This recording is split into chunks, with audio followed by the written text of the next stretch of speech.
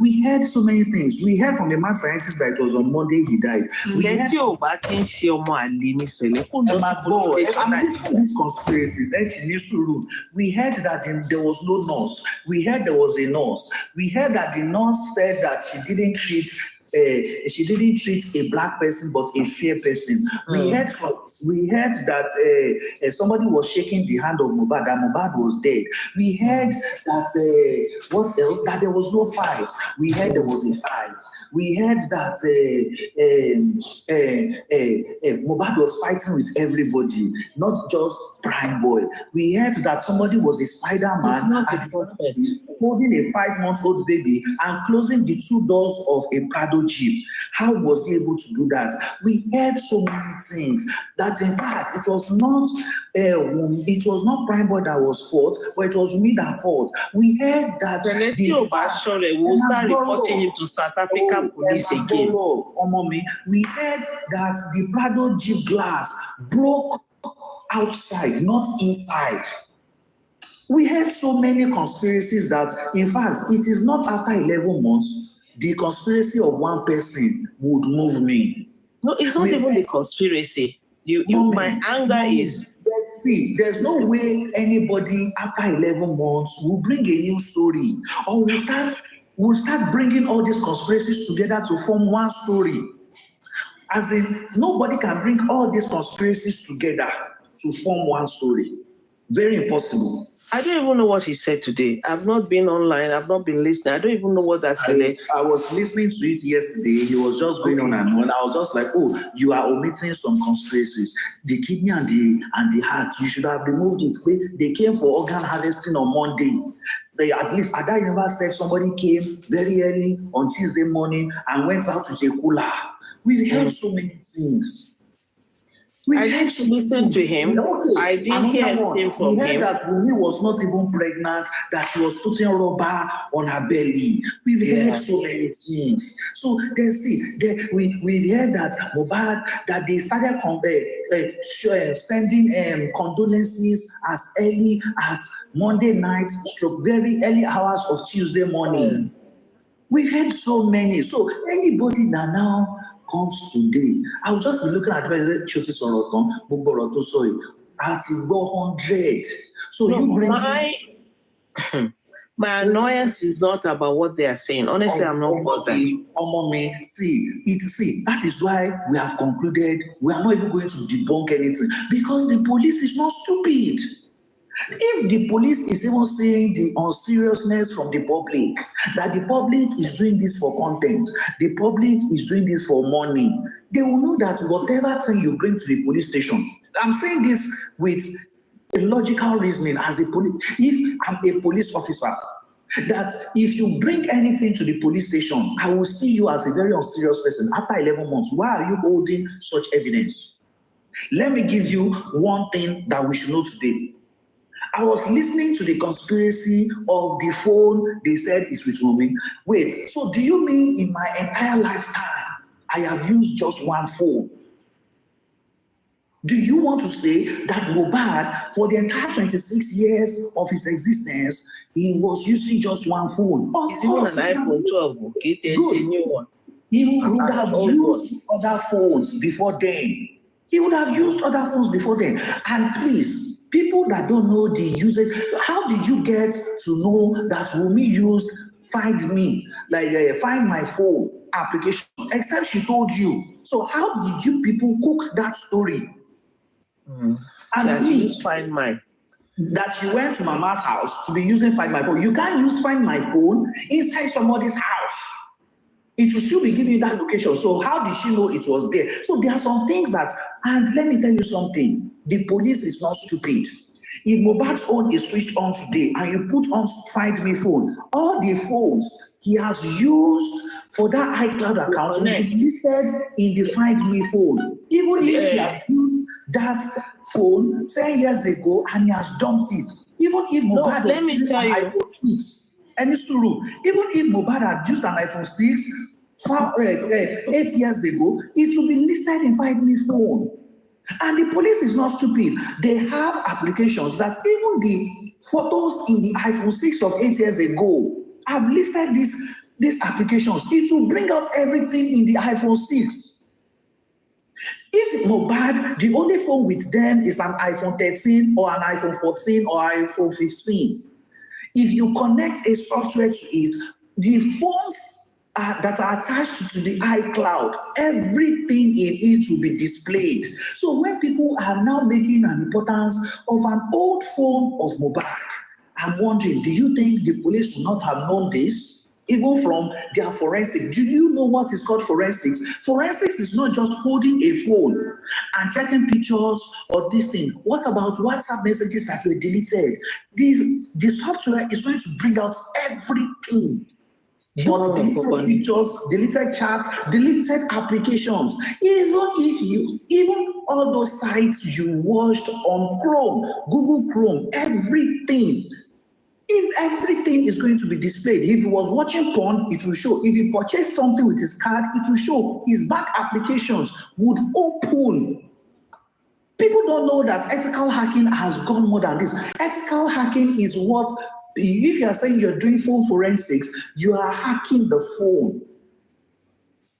So when I was listening to Aries platform one day, and some people went there to discuss, I was just like, you guys are not IT experts. Let IT experts talk about this.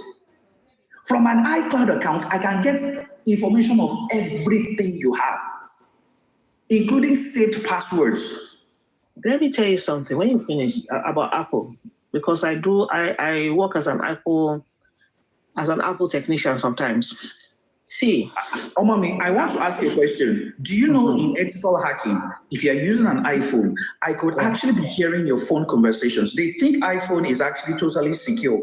I could put up your camera, check you without you knowing. Well, you can, yeah, it happens. But Apple even has something that we call eavesdropping, that I'll just turn it on. If I turn it on, whatever you're saying from your earpiece, I'm listening to it on my phone. Exactly. What they don't understand is that when they want to do investigations that has to do with iPhones, or because as soon as they switch it on, they will see all the other phones that are linked to Mohbad. They'll find them, and when they want a thorough investigation of this, all they do is write to Apple. Apple will give you the complete access. It's difficult to hack Apple. So they will give them the complete access. The police has a whole team that are doing IT forensics, and it's not any big deal. Sheriff phone don't support Wummi. They will have the information on it already. Wummi, do you know that? Let's even cut to the chase. If you're using an iPhone in Lagos and it gets missing, it doesn't cost the police 2 days to get it for you. What is 2 days? Cooking, find my lock. See, when my phone got missing in Abuja, my iPhone, I used Find My to lock it up. And it was my son's school. What do they call that school that time? Turkish International. So what happened was that I just sent you can send a message. As soon as they turn on the phone, that message will pop. I just said, if anybody finds this phone, this is my number. 4 days later, I think the people who took it, they couldn't do anything with it because I locked it. Not an Android, not even an iPhone, an Android. If you put it on, if you're still an Android, there's a way that you can put it on the display that once they put it on, it will display that this phone was stolen. In fact, for me, I even put my number there. Even if you don't put a SIM card in it, it will find it. So what I'm trying to state here is that Sheriff phone, as soon as they turn it on, because what happens is that when I go and Find My, I will see all the phones linked to my name. Phone Mohbad ni wọ́n ti rí àwọn phones tó wà linked to his name. Want to check everything. Now let me ask you, are they going to do police work for them? Police in ṣiṣẹ́ what is ṣiṣẹ́ wọn done? Ọlọ́pàá ti parí iṣẹ́ wọn. Ṣé rí àwọn idiots tó ń jókòó síbẹ̀ tó ń fẹ̀ fún eléyìí tó ń sọ pé wọ́n sùn káàkiri ìyàwó tiẹ̀ gan aṣẹ́wó ni. So what we're saying here is that what is important? Is that the justice for Mohbad that they're fighting for? Shibi, you said you have your we're going to get forensic whatever. We're going to get this blah blah blah. We're going to pay for what everything they've done. Kilo yin keep one let him find go to Shele. Do you get what I'm trying to say? What are they doing exactly? Obviously, what they want is just to take somebody and make that person a scapegoat. They want to take Wummi and make Wummi a scapegoat because they are frustrated. They've seen how dull they are, that the work of the police to one trivialize. They've seen how difficult it is to do police job. Have they seen how difficult it is now? And they actually want to know the level of the investigation of the police. They are trying to do all things to know police will never. They will never tell them. And I said something this afternoon. I said, intelligence people, you know, they talk too much. They want to know. They will have people working for the police. The bloody fools don't know. That is why the likes of Sele will run to South Africa and sit down there and be making mouth. Let him come and run his mouth at Panti. Then we'll know he's a man. We will know he's a man then. He can't sit and be running away and be running under his wife and tell us he's a man. He's a man. Oh, the one boy obirin. Go take your wife and go to Nigeria and go to Panti and report yourself to police station if you want to help this case. Stop talking and running and hiding. At Hayat, at every one of you. All of you are toothless bulldogs. Now, they're talking about this investigation. Why do you want to take it on her? Why do you want to take it on her? Has she tried to stop you from doing your stupid investigations? No. She's left you. Abi, if the police wants her, they will look for her. You are not important in the matter. They are newsers now. They're just a newsers, a bunch of newsers. They are frustrated. They are not getting any headway in this matter. And why are they not getting anywhere? Because they were not trained to do what they want to do. It's not their job. We'll be saying it. It's not your job. You were not trained to do this kind of job. Ọlọ́pàá tó ń break cases tó ń mú àwọn èèyàn. Iṣẹ́ wọn ni. Ẹ̀yin kì í ṣiṣẹ́ yín. Instead, you are whining and dining with criminals, and you say you are doing justice for Mohbad. A big criminal, mama praise, and you want this thing to work? It won't work now. And for all those saying they have evidence, bring your evidence. We've been waiting. We've been waiting. I go looking for the evidence online. And for all the traitors amongst us, you will never find peace too, because we all know who you are. We know the people who are trying to make this case and destroy those families. I've decided not to talk about the family again. I'm only concerned about Wummi, because I've seen that family issues. Well, you see what it means to deal with dysfunctional families. You don't even know where to start or where to stop. So let them go with their problem. Me, I'm standing for Wummi. In your two body, telon uwabamison.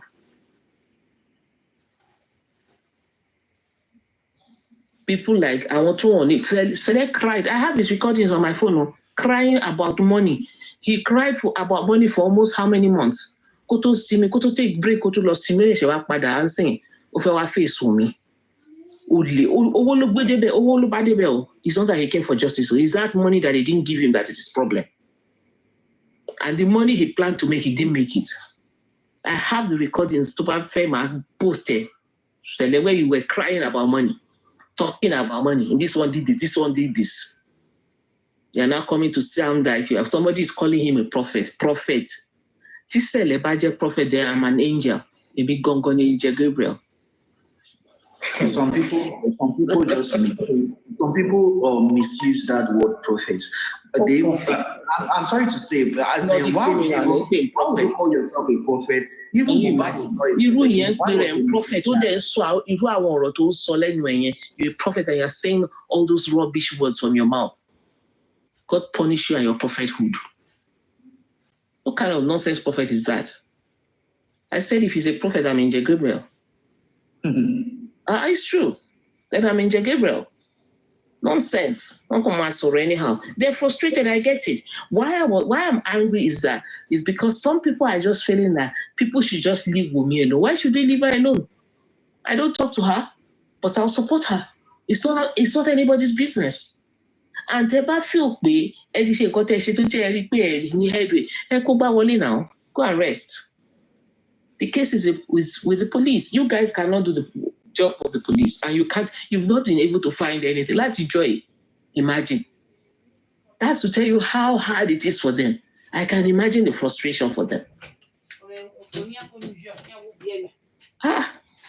If I don't support me, who will I support? I support Kini Egbere yẹn tó ń sunkún káàkiri tó ń wáyàn tó máa yí case mọ́ lórí èèyàn rán iṣẹ́ kó lọ́jà ni. Did anybody ask anybody to fight? No. Anyone who puts himself in trouble because of this case, that's your business. And this is where a lot of them have gotten themselves into trouble, to the point of police arresting. And this case is not over for those who were arrested. They think it's over. Oh, you might case so. There's a certain number of years for defamation of character. So when it's not over yet. But yeah, when they start jailing these people, they'll keep quiet now. But the point is, anybody supporting Wummi is doing that on their own. And because they love her and they don't want to see a woman, me particularly I don't want to see a woman bullied. Not to come and talk of a woman and a minor. And even when you talk of woman, Wummi is young. A young person's brain is not fully developed until they're 25. So to tell you that she's still young, her brains are not even fully developed, but she's smarter than all you mofos. Then bulldogs TikTok, and you think TikTok is where Wummi will come and talk to you. It's a worry if you know. I want to Mohbad. I want to Mohbad only sorrow see. Come on, she should come and talk to them. Talk to who and who exactly. This is why I'm just irritated by their annoying behavior. These people are meant to be packed and locked up somewhere, Kasimi. Because they're just making the best of themselves. The point here is the police will handle this case. You don't need to tell the police to do their job. They will do their job. Nigerian police. Beyond where you send them. This is what I want to hear. That the likes of Celeste should come to Nigeria and they should lock him up. I've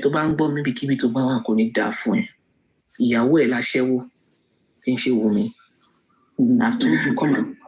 No, that one is meant to prove it, Jerry. There's nobody for the past 11 months that has even said I've seen her panties before. So don't mind the fool. He's frustrated and he thinks this is when you know he's a gutter idiot, because he thinks by calling her such dirty names. Meanwhile, he's forgotten that he's married to another one in the house. You know this thing. One pastor. I became a prophet, not an idiot. No.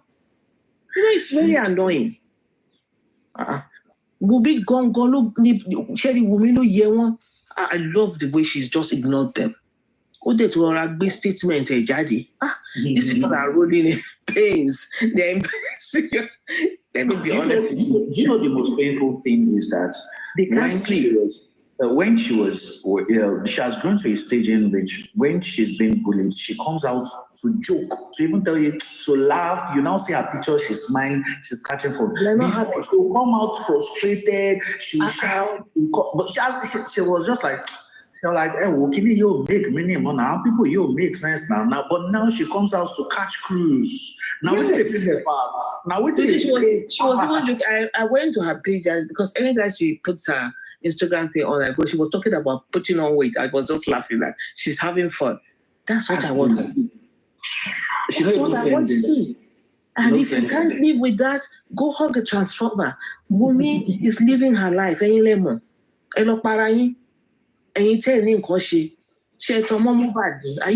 to Mohbad? Why do you want to cry more than the bereaved? Do you want to tell me you love Mohbad more than Wummi, who has been with him all his life? Or what are they trying to say? That they know Mohbad more than Wummi? I want us to just talk about something briefly. Then we'll good. Let's go ahead. We'll come out. I'm okay now. No, I'm okay now. I was really irritated when I came in. Honestly, come on, but nonsense. So I just want to say something, and I want us to say it briefly, then come out mouth.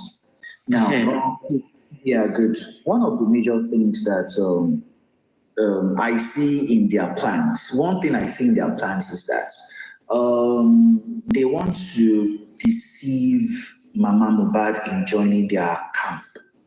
They want to do everything possible for her to see reasons to talk to Baba Mohbad. And the thing they don't know is this. There is one reason why we dissociated, I won't say dissociated, but I think that's the right word to use, from the narrations of Karimo, is because we don't believe narrations, conspiracies. We wouldn't believe anything that you were not there, you are not a witness to, a first-hand witness. I said this thing yesterday night. Like, she came around talking about infection, talking about next of kin, and we're like, Madam, you were in US. You were not close to Wummi. You were not close to Wummi. There's a video of you were saying you had a sister that was working in Lekki. Then it dawned on you that for you to have said that statement shows that you don't even know what she was doing in Lekki. You are not close to her husband to even know what happened to him. So when I'm sorry, wait, Karashika wants to be brought up. Okay, Karashika, can you make a request? Karashika, please make a request, and I believe the moderators are here to bring you up. Cindy is here. Okay, Karashika, you're up. Let me hold on for you. I have nothing to say.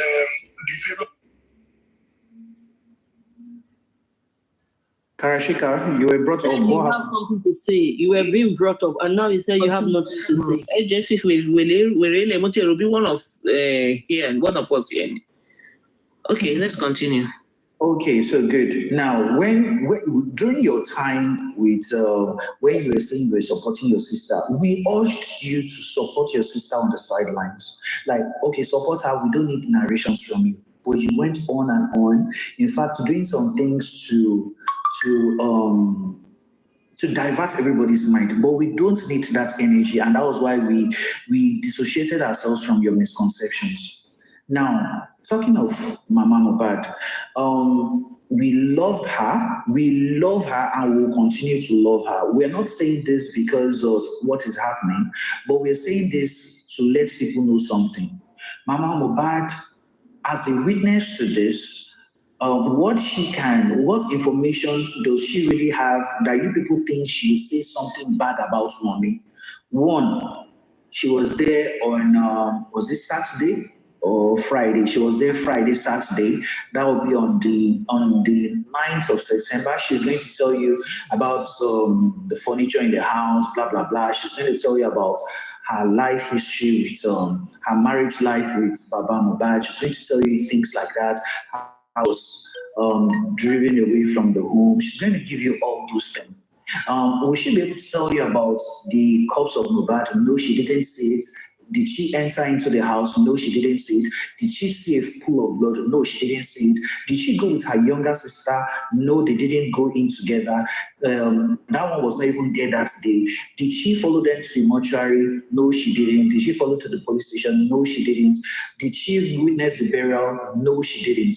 Did she visit the wife days later to stay with her during her mourning period and to take care of her grandchild? Yes, she did. So to me, of what use or what information are you guys so desperate about to retrieve from her? I'm not telling you guys not to try to bring the family together to at least Mohbad's wish of them getting married back. If that is possible, after the whole thing Baba said about her, no problem. If you guys can do that, I don't have issues with it.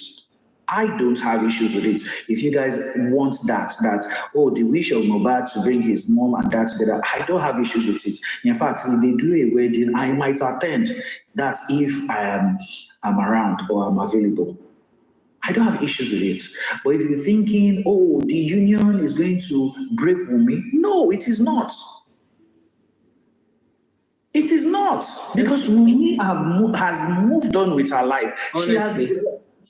She's facing the realization that Mohbad is no more. The realization has not gotten into her. That is why she breaks down every time something bad happens. But right now, there's nothing that can shake her. You're thinking. If anything, to add to what you're saying, they've made her stronger than. I'm more dangerous. Honestly. They've made her really strong. See, that is something they don't know. That she's now more dangerous. Before, she might be talking out of respect. Before, at the Corona inquest, I was checking the CTC. She was even saying that Baba was my best friend, Kineko, that they only fell apart when she gave birth to the child and the issue of placenta came up. She was still talking out of respect. But right now, all more respect, what's the travel? Respect is out the window. Mr. Dao, can I quickly say something to you? I believe they are not really gunning for Mama Mo. They are gunning for Adura and Darusha. That's why they are trying to. So, please talk about that. Lilibet, I'm still going there. Honestly speaking, I'm still going there. Now, the union of Mama and this thing is going to bring the children close to Baba. Lost Adra that wanted to change his surname. They want it that these are the people the Corona inquests are saying, you submitted an application, and they want these guys to talk or to bring a narration against Wummi. But they have forgotten something, that these guys have made statements. Adra has appeared at the Corona inquest. So what does he want to change?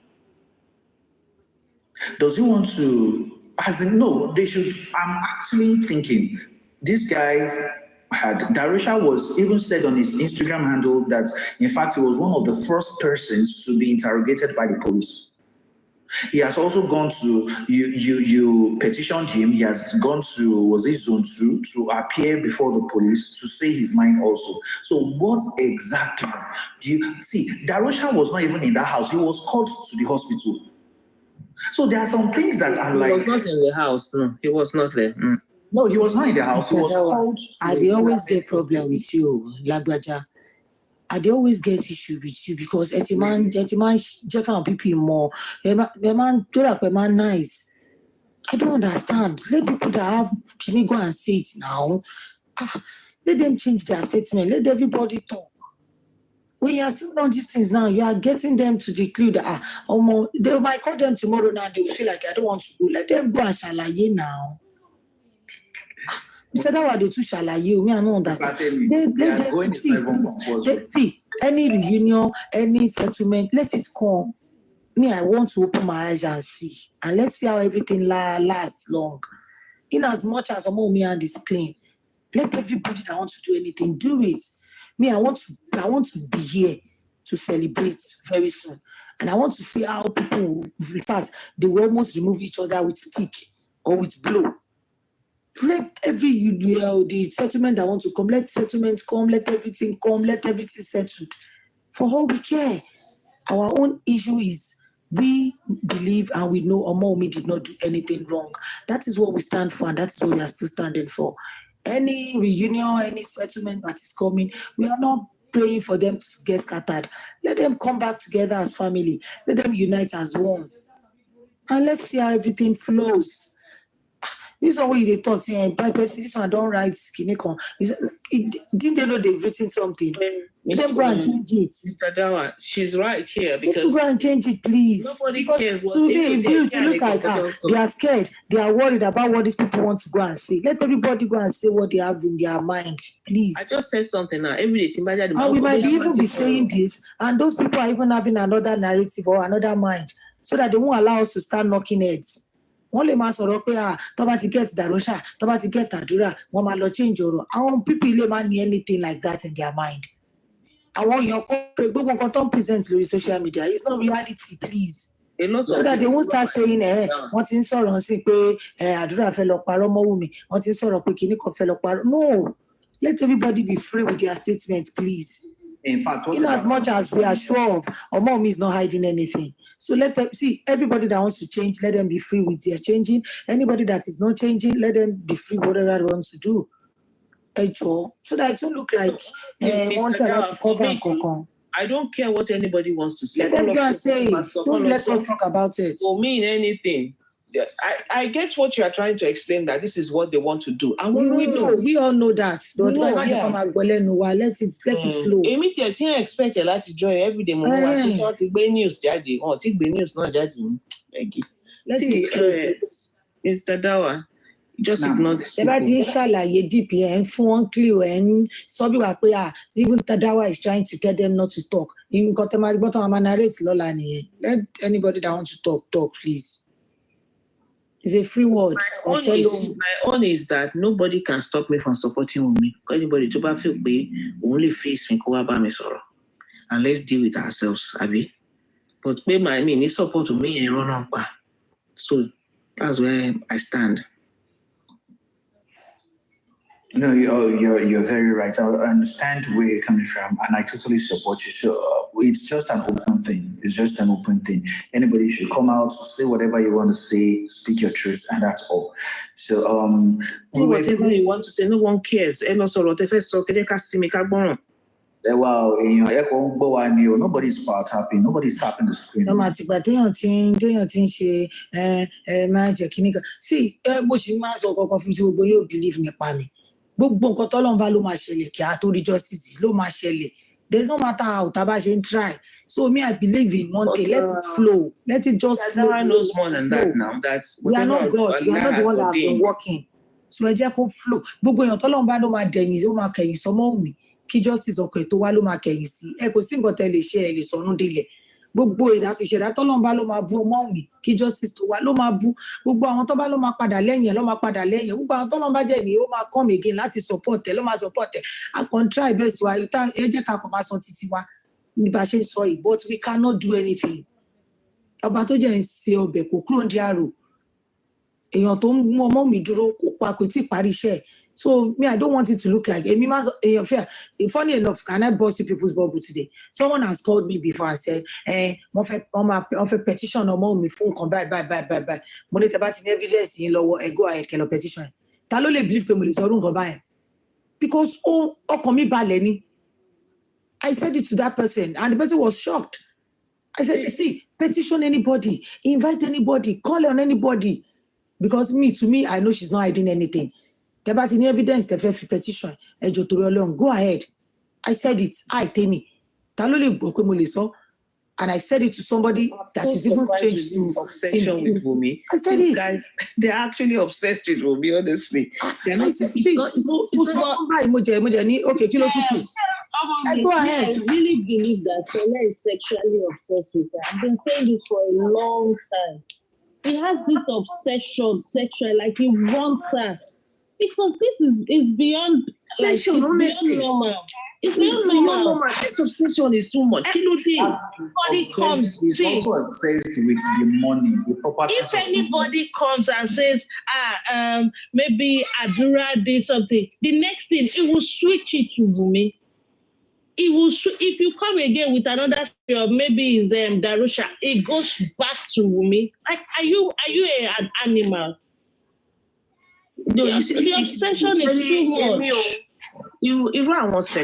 I don't take him seriously because I know he's a coward, honestly. And I'm still repeating, if he's listening, Sele, you're a coward. Go to Nigeria, go to Pantia and make your statements. Go and report at panty. They will know you are serious. Don't be a da lossy panty. To ba lo mo aline esele. So that is when I'll know you are serious. But go to panty. All of them are cowards.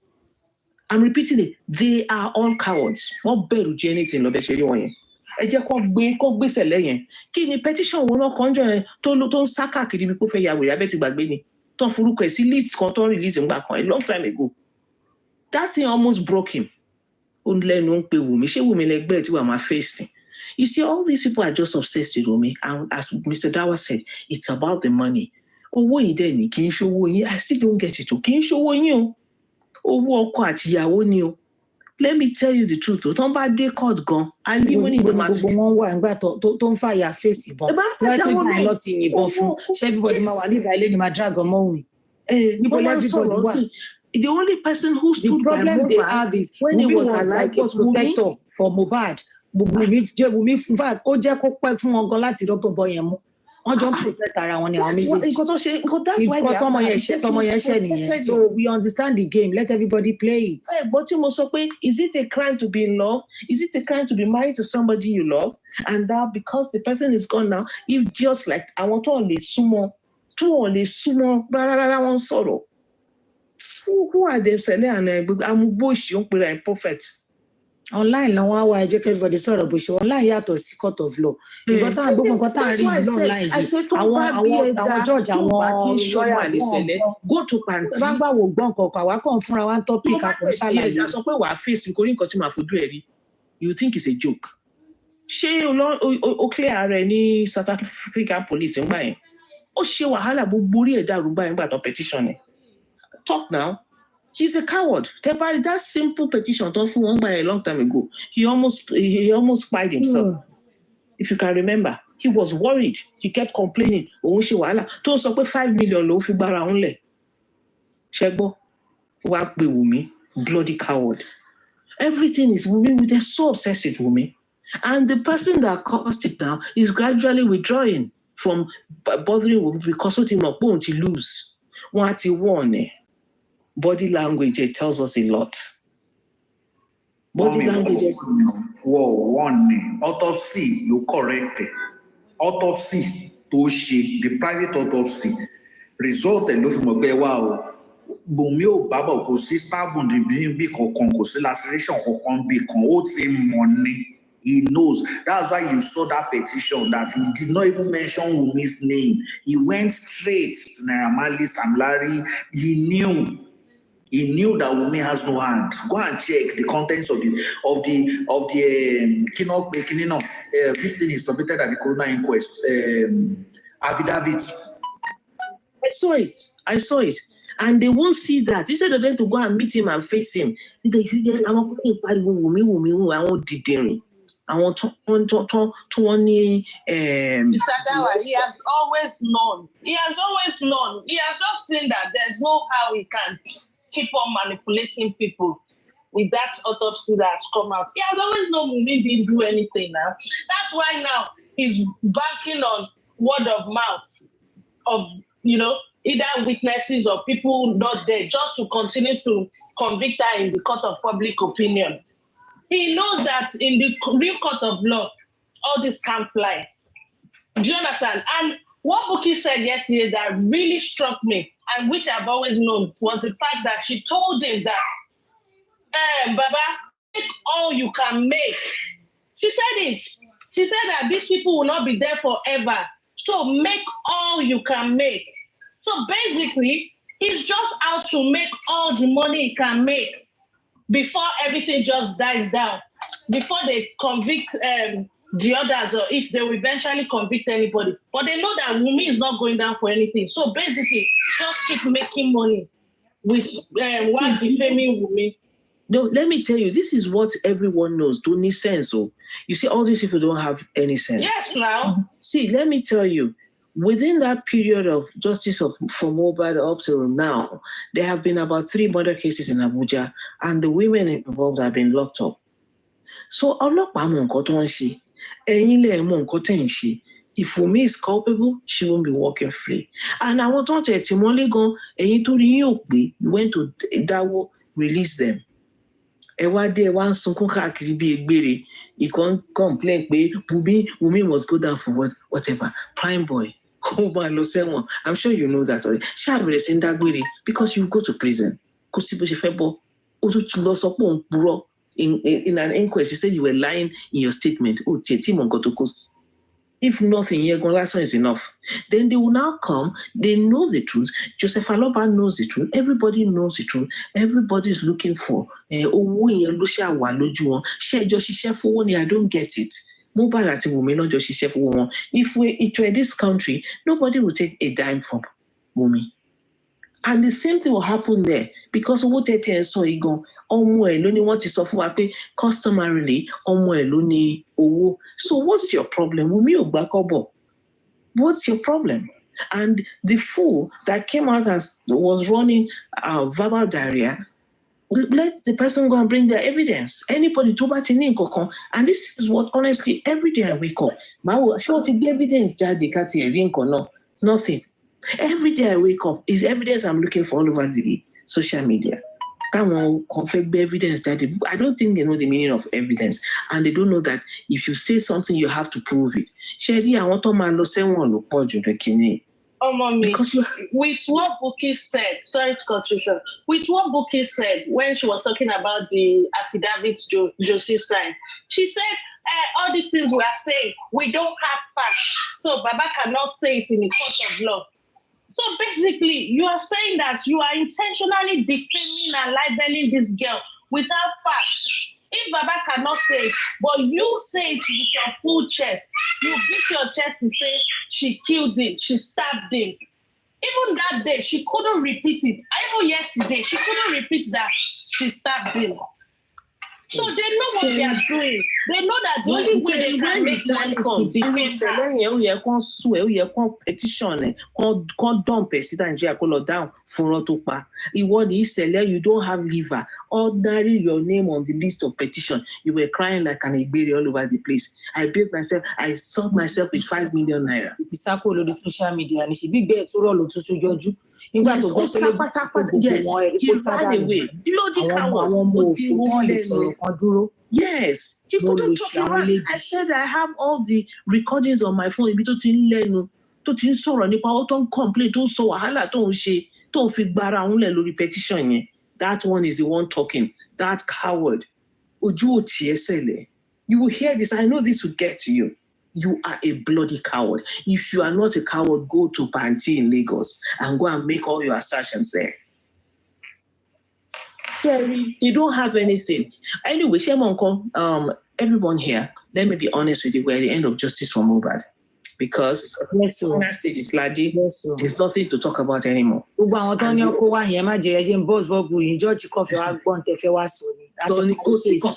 This is close. I'm serious. See people. I wanted to say that for your information, guys. We are the end of justice for Mohbad. Nobody time wasted. All they want to do kí ló mọ́mọ́ mi dúró tán tó wò pé wà ní kéèsì ti tán ẹ̀kan tanra yín ẹ̀kan tanra yín lọ gbé wá mọ́. Nothing. There's nothing happening anymore. Now look at one fool. You want to bring somebody for us to hear their story, and then story one. There's nothing coming out of this. The case is done. Sherry, let me be honest with you. Government is a toxicology, private one. Private one. Really? Ọlọ́pàá ti ṣe in findings what all. Ọlọ́pàá ti ṣe investigations on wọ́n kàn fẹ́ mọ̀ nǹkan tí because the corona will report back to ọlọ́pàá. Ó tán kò sí nǹkan mímọ́. Olúkálùkù á lọ jókòó wá gbọ́ àfẹ́mà. So some people will get. I've said it. The most annoying part of it is they want to do toxicology only job light He said, I said these people, that's it. Case is done. Everybody. And when autopsy and toxicology came out, they said they find this, they find that, the IS, the INS, the DC, the something has connected to something inside the results. even if spending did not say that, a lot of people are not fools. Even at the beginning of this whole thing, I can remember vividly when they were talking about this nurse of a nurse really coming to inject more and everything. A lot of people were saying, and then go to the stage. All these things is not new. A lot of people have said all these things, and they were able to put dots together. One of the friends have said he was actually fighting everybody. Nígbà téyìn ò ya wèrè, olú gbogbo èèyàn tó wà lórí kíní ló ń bá jà ń jọ yẹn. Okay, báwo ló ṣe di pé ó bá gbogbo èèyàn jà ṣe wá di pé ó bá Ọmọwùmí nìkan jà? So conspiracy tí àǹtí Kàrímọ́ gbé jáde yẹn, wàhálà gbogbo yín tẹ wà nílé yẹn, gbogbo yín lẹ máa lọ sí táwọn judge bá fi lè accept ẹ pátápátá. Torí gbogbo yín tẹjọ wà nílé yẹn lè máa wò báyìí kọ́ máa jà bóyá ẹjọ́ nà bóyá nǹkan tán tiẹ̀ sọ pé ẹjọ́ nà pa bóyá yẹn nìkan tẹ̀ tún fẹ́ kàn sọ sí. See, I'm not bothered though. Honestly, I'm not bothered too. What I wanted to say was that I'm not even bothered about this is just over. George kan wò ní pé ẹ ṣáà máa kó gbogbo ẹ. Ó ti NFL lọ sí private autopsy, private toxicology till today. Àtẹ̀gbẹ́ result wa ẹ̀ tó ń gbé àwọn eyewitness bọ́tà. Eyewitness ní eyewitness. Una not do private autopsy. Competition ẹ̀ ń sunkún káàkiri bí ìgbé ló wà lẹ́nu nísìn. Ó ní dáa fún ẹ, I'll go after that guy. Ẹni fi lọ́rùn lẹ̀. Lórí burúkú ni gbogbo wọn jọ. Ṣe lè rántí ìgbà tí wọ́n fún ọ grant ní autopsy? That was last month. Ìgbà náà ṣe autopsy yẹn náà. July. It was in July. I think it was in July. Okay. Yeah, I'll reserve my comments so when I want to comment about it. Only for real. Hello. Ẹ wọlé lánàá náà mi ìgbóhùn yẹn jẹ́ gbóhùn náà. Hello ma. Ẹ̀ka lẹ́ẹ̀kan. Yeah, ẹ̀ka. Jerry, I'm going to work tomorrow. Mi mọ̀ pé mo ti dókè ni. Mo mú kọfí fún wípé àná yẹn náà. Mi ò mọ̀ pé bí àmọ́ ṣe mistake tẹ request mi, bọ̀ kò sí wàhálà. Mo máa ń gòkè náà tẹ́lẹ̀. So mo kàn bí pé gbogbo ẹ̀ Ọlọ́run náà la máa fi sí lọ́wọ́. Ọlọ́run á dẹ̀ dúró tí ẹ mọ́ lágbára Ọlọ́run. Ojú òní tì. Àti gbogbo ẹni tẹ̀ dúró tì lágbára Ọlọ́run. Ojú òní tì gbogbo lágbára Ọlọ́run. Gbogbo ibi tí èṣù bá fẹ́ gbà. But they did their own now. Good morning, ma. They did their own of the hospital. Lọ́lọ́run máa lọ síbẹ̀ ló máa lọ rẹ́ẹ̀bù ẹ̀ agbára Ọlọ́run. Bó ṣe wà ẹ́ sìn yìí ìfẹ́ owó Bíbélì ti sọ wípé òun ní gbòǹgbò ẹ̀ṣẹ̀. So gbogbo nǹkan tẹ̀ ń rí yìí ìfẹ́ owó ìfẹ́ nǹkan táwọn èèyàn fẹ́ ní. Òun ló jẹ́ kí òun ló jẹ́ káwọn èèyàn máa ṣe wa wò. Because bó ṣe wà ẹ́ sìn yìí ẹni tí ó ní tó ń sọ wípé ó ní ó lówó ó ní gbogbo ẹ̀ tó ṣiṣẹ́ owó tó ẹ̀wọ̀n dà ó ti lọ ó ti fayé sí ó ti lọ ti bá ti tẹ̀ lọ gbogbo nǹkan tí bí yóò wíwá o bí àpò wíwá o Ọlọ́run nìkan ló yé. So bó ṣe wà ẹ́ sìn yìí àwọn tó ń jà nínú ilé àwọn tó ń jà níta ìwà ẹ̀ sìn yìí àwọn náà mọ̀ ìdájọ́ wọn dọwọ́ Ọlọ́run nígbà tẹ́lómi bá ń ṣe ẹ̀sìn tí wàhálà bá dé bẹ́ẹ̀ lórí ẹ máa pìtẹ̀ wípé kí ló dé tí nǹkan báyìí lè máa ṣe báyìí ṣe ẹni yìí ẹni mọ̀ wípé nǹkan tí wọ́n ti fọwọ́ fà ẹni mọ̀ pé nǹkan tí wọ́n ti fi ẹnu ara wọn tí wọ́n ti fi ẹnu ara wọn sọ púpọ̀ jẹ́ wípé gbogbo nǹkan tó ń ṣẹlẹ̀ yìí ó wà so painful because ẹ wo èèyàn ẹlẹ́ran ara ni gbogbo wa ìgbà míì mo máa wà so emotional because nǹkan tí Ọlọ́run emotional. Wetin kpai the boy na the emotional kpai you there. Ogun lé ó dìde pọ̀ mọ́ títa tó dẹ̀jẹ̀ wípé ogun kòrókòró báyìí bíi pé wọ̀ Ọlọ́run á dúró. But they said they did that day na that was what our class was saying na that one class said they did and that the money was not enough. Is it not that one that they were donating money somebody said we pay the money and Papariano was saying that look at we are looking for big money and then many people want to use the small money to do it. Ọlọ́run á dẹ̀ túbọ̀ máa jà fún lágbára Ọlọ́run ṣùgbọ́n èmi mọ̀ wípé ìdájọ́ Ọlọ́run wà Ọlọ́run á ṣe ìdájọ́ gbogbo tó ń ṣe gbogbo burúkú nínú ilé ni ọ̀tá nínú ilé ni ọ̀tá òde ni gbogbo ibi tó ti ní ọ̀tá tọ́ta ti dìde pátá sí lọ́lọ́run á dìde tì wọn ò ní lọ láì má jìyà gbogbo ìtàn ti ṣe lágbára Ọlọ́run ẹlẹ́dàá ọmọ kékeré tó wà ní ọwọ́ ẹ̀ yẹn because ọmọ yẹn ò mú nǹkan kan kò mọ nǹkan tó ń ṣẹlẹ̀ tí wọ́n tó ń fojú ọmọ lọ́mọ ọmọ tó wáyẹ̀ láti wá jayé wọn tẹ̀ fọmọ yẹn ní space mi rú pé bí ọmọ yẹn ní wọ́n tẹ̀ fọmọ yẹn ní one day wípé kí wọ́n tẹ̀ má fi sọ̀rọ̀ kó má fi pe Liam jáde mo mọ̀ wípé mo máa ń sọ nǹkan kan mo ti sọ nǹkan kan lórí platform yìí mo mọ̀ wípé ògo lè pọ̀ ni kí ògo tí bàbá ò lò kọ́mọ lè lò ní lágbára Ọlọ́run ó dẹ̀ máa ṣe bẹ́ẹ̀ lórúkọ Jésù gbogbo àwọn tó wá sọ wípé ọmọ ni ò ní rògbò ẹ lò tó wá sọ wípé kò ní tó bàbá ẹ kò ní ju bàbá ẹ lọ Ọlọ́run á lọ fi wọ́n pamọ́ ibi tí bàbá ẹ lọ àwọn náà máa lọ bèrè lágbára Ọlọ́run wọn ò dẹ inú ayé yìí náà dẹ ni wọ́n ti máa jìyà gbogbo èyí tí wọ́n ṣe sí ọmọ yẹn àti yẹn ọ̀zọ́ ti pọ̀ ju ẹ wò ẹ bá mi kí i ó try ìyẹn ẹlẹ́ran ara ni mo kàn ẹ̀yìn ẹlẹ́ran ara ni o mo kàn máa jókòó báyìí mo máa wò ó pé ìwọ Ọlọ́run ta ni báwo lọmọ yìí ṣe ń fi báwo ló ṣe ń kó ó máa kó bí ó ṣe wà ẹ́ sìn ṣé ó lè lo fóònù ṣá tó bá bọ́ sórí íńtánẹ́ẹ̀tì tó bá ní kóun stroll lọ sí kinní tó bá ní kóun ṣeré lọ sí kinní oríṣiríṣi nǹkan ló máa gbọ́ nǹkan tí òun ṣe ti tẹ̀ náà máa sọ jáde ọmọ ìyá tó tún jẹ́ ọmọ ẹ̀jẹ̀ tó tún jẹ́ ẹ̀jẹ̀ gbọ̀ngàn ìyẹn tún bọ́ síta àwọn èèyàn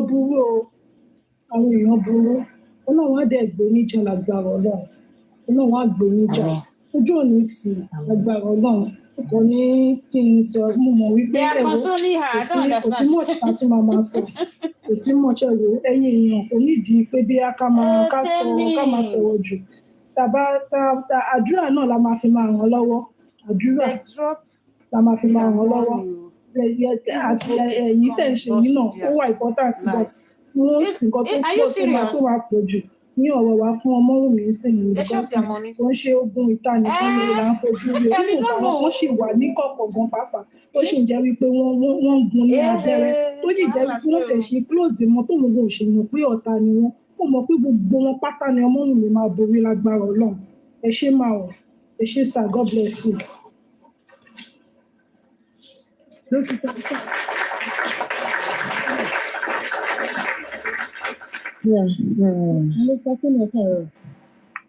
Ọlọ́run èsì máa ọdún wọn ti ní kí má máa sọ ọmọ ẹṣin máa excuse me orú mo wà báyìí kí n ti sùn bóyá ẹ jẹ́ n gbọ́ látọ̀dọ̀ yín. Nǹkan tí mo kàn fẹ́ sọ ni pé the coalition to coalition people coalescing together is not a new thing. It's never a new thing and we are not bothered about it. Ọ̀tá máa ṣì dọ̀rẹ́ o ọ̀rẹ́ sì máa dọ̀tá. Yes now. So nǹkan tá a kàn máa ṣe ni pé ẹni tá a bá nájà la máa mọ̀. Wọ́n ní ká dojúkọ yes sir. Bá àbúrò yín sọ̀rọ̀ pé mo ti block ẹ̀. Òjijì ẹ̀. Mo ti block ẹ̀. Ìjọba sáré ń dáhùn kíákíá bẹ́yìn.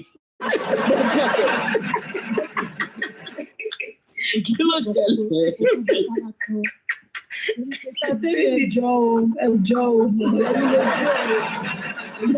ẹjọ́ bá block ẹ o. Ó ní tó bá jẹ́ yẹn ló máa fọ́mọ́ Wùmí nísìnyí ẹ jẹ́ n block ẹ̀. Tèmi lé ní o ọmọ Wùmí lọ́la ẹ jẹ́ kọ́ ọmọ ọlọ́mọ nísìnyí mo ti block ẹ má ràn mí sí bọ́ ẹ lè pass message a lè ráwọn tán mọ̀ rí one way or the other tó máa lọ jíṣẹ́ fún bọ́ ẹ má ràn èmi. Mọ̀ rí mò ń gbọ́. Gbọ́ automatic.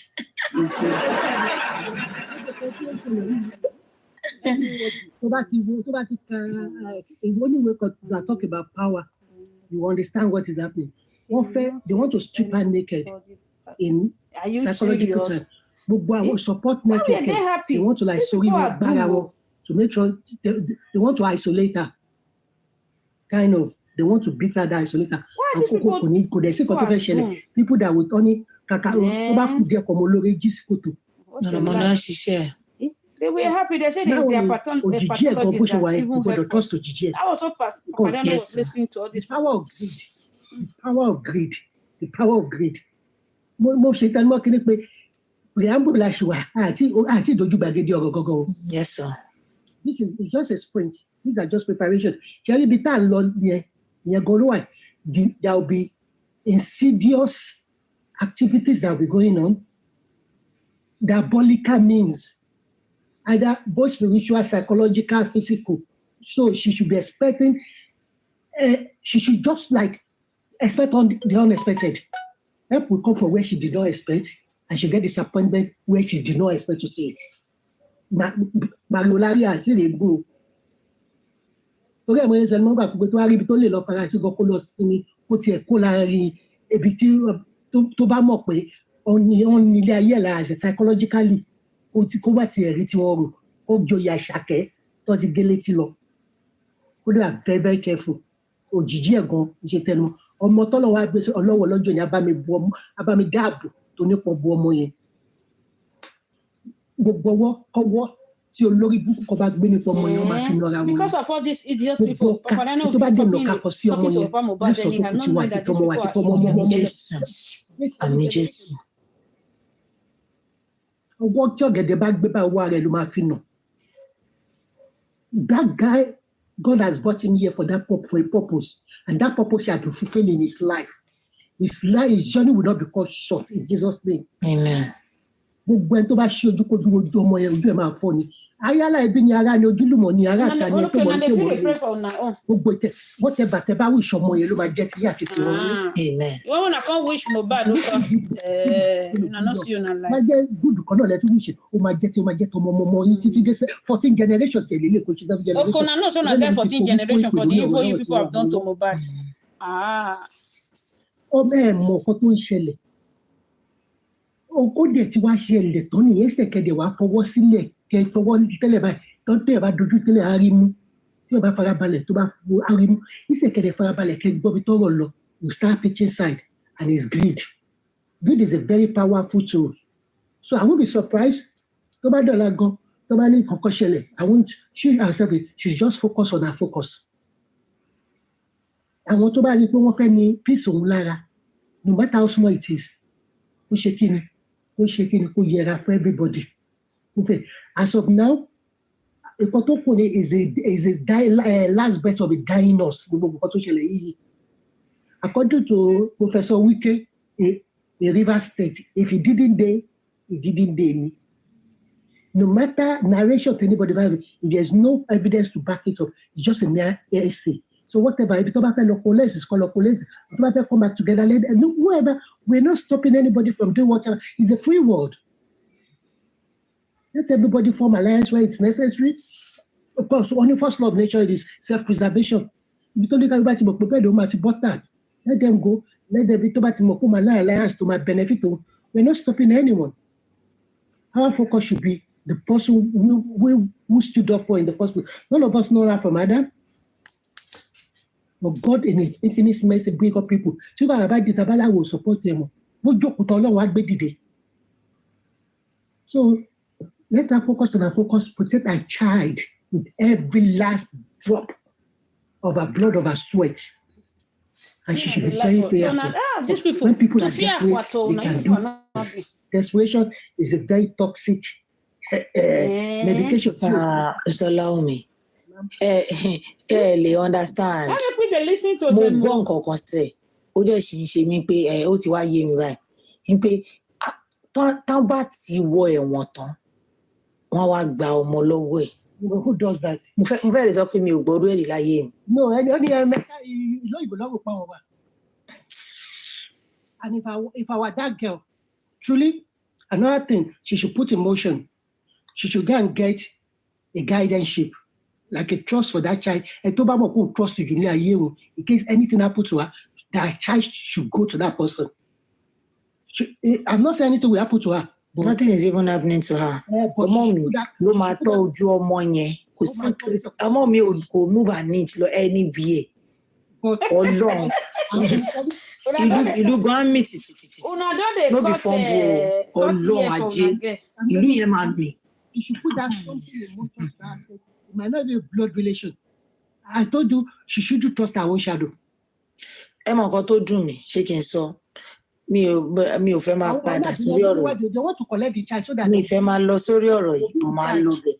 Ẹ mọ nǹkan tó fọ́nì tó jẹ́ dùn mí jù. Mohbad ó kó èrò mọ́ra.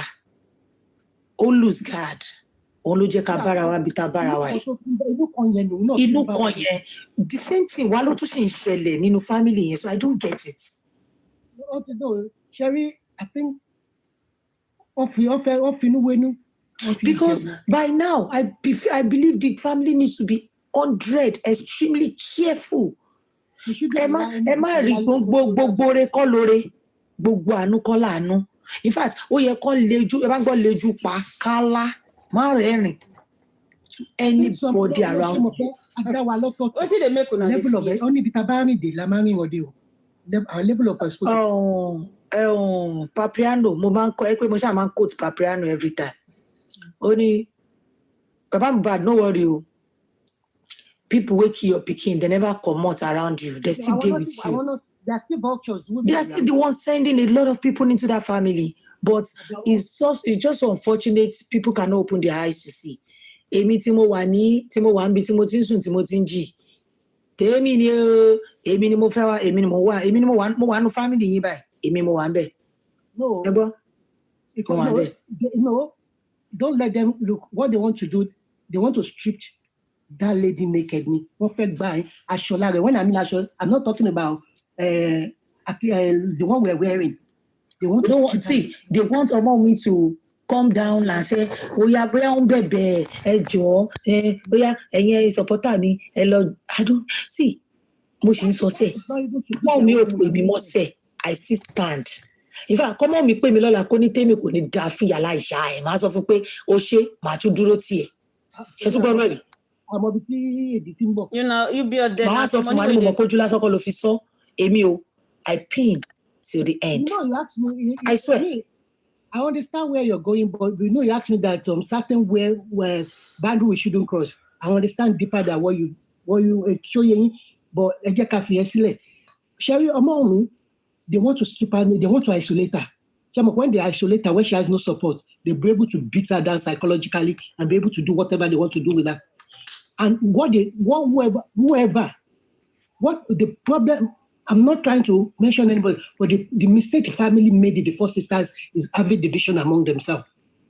So I want to as a single force, whatever, then to lay that outside excursion, that outside adversary, want to lay, you know. It should have been an easy. So that outside adversary go is the main threat to their own existence and their own benefit. Because talk about sure if they are able to beat this lady down, I will go àwọn understand ni wọ́n mọ̀ pé wọ́n mọ̀ fẹ́ mú ọmọ yẹn kúrò lọ sọ sọmọ pé àwọn tó ṣiṣẹ́ wọ́n mọ̀ pé Wummi mọ̀ tán ni. Ọwọ́ máa ní ẹni tán ní kó ṣe tó lóhùn ò ṣe tó. In fact, tó bá sì easy for Wummi sẹ́ láti wash hand off this thing. Èmi can it be any state where can you just neglect everything? Jẹ́ kán kó jẹ tó bá máa kó jẹ jẹ́ kán anybody tí ò bá ní rí nǹkan kan gbà má jẹ́ kán rí gbà ṣàyọwọ́ tiẹ̀ kó kú òun bẹ̀. But yeah, nǹkan tí mo sọ ní beginning nìyẹn o. As at September, ending of September, me I was like, babe, this thing wey me I dey see so the case go ó máa lọ far o. Ṣé o lè rọra yọ owó ẹ̀ kó gbé ọmọ ẹ̀ kó sún síwájú ni? But now it's late. But at the end of it, Wummi ni Josie, Wummi ló máa rò pé òun ṣe ra ẹ̀ yà sí Ọlọ́run. Is a sophisticated criminal. Even tí ó bá lóun ò ṣe mọ́ nísìnyí, in future, you think Liam won't ask her because okay, èmi ní àwọn cousins kan tó jẹ́ pé nígbà tí problem ìṣẹ̀lẹ̀ mọ́mì wọn sá wọ́n fi gbogbo property sílẹ̀ ìgbà táwọn ọmọ yẹn ń suffer tó dàgbà wọ́n sọ fún mọ́mì wọn wípé ẹ̀dẹ̀ lajú yín sílẹ̀ wọ́n gba gbogbo nǹkan báyìí lọ lọ́wọ́ yín. A mọ̀ wípé ẹ̀mí ẹ̀ wà very important too, but this whatever belongs to Liam ọmọ Wummi máa gbà á ó máa fomi ṣàn wọ́n lọ́wọ́ wọn ò dẹ̀ ní rí nǹkan kan ṣe fún wọn ò ní rí Liam ṣe nǹkan kan fún wọn ò dẹ̀ ní rí ọmọ Wummi wọn ò ní rí ṣe nǹkan kan fún.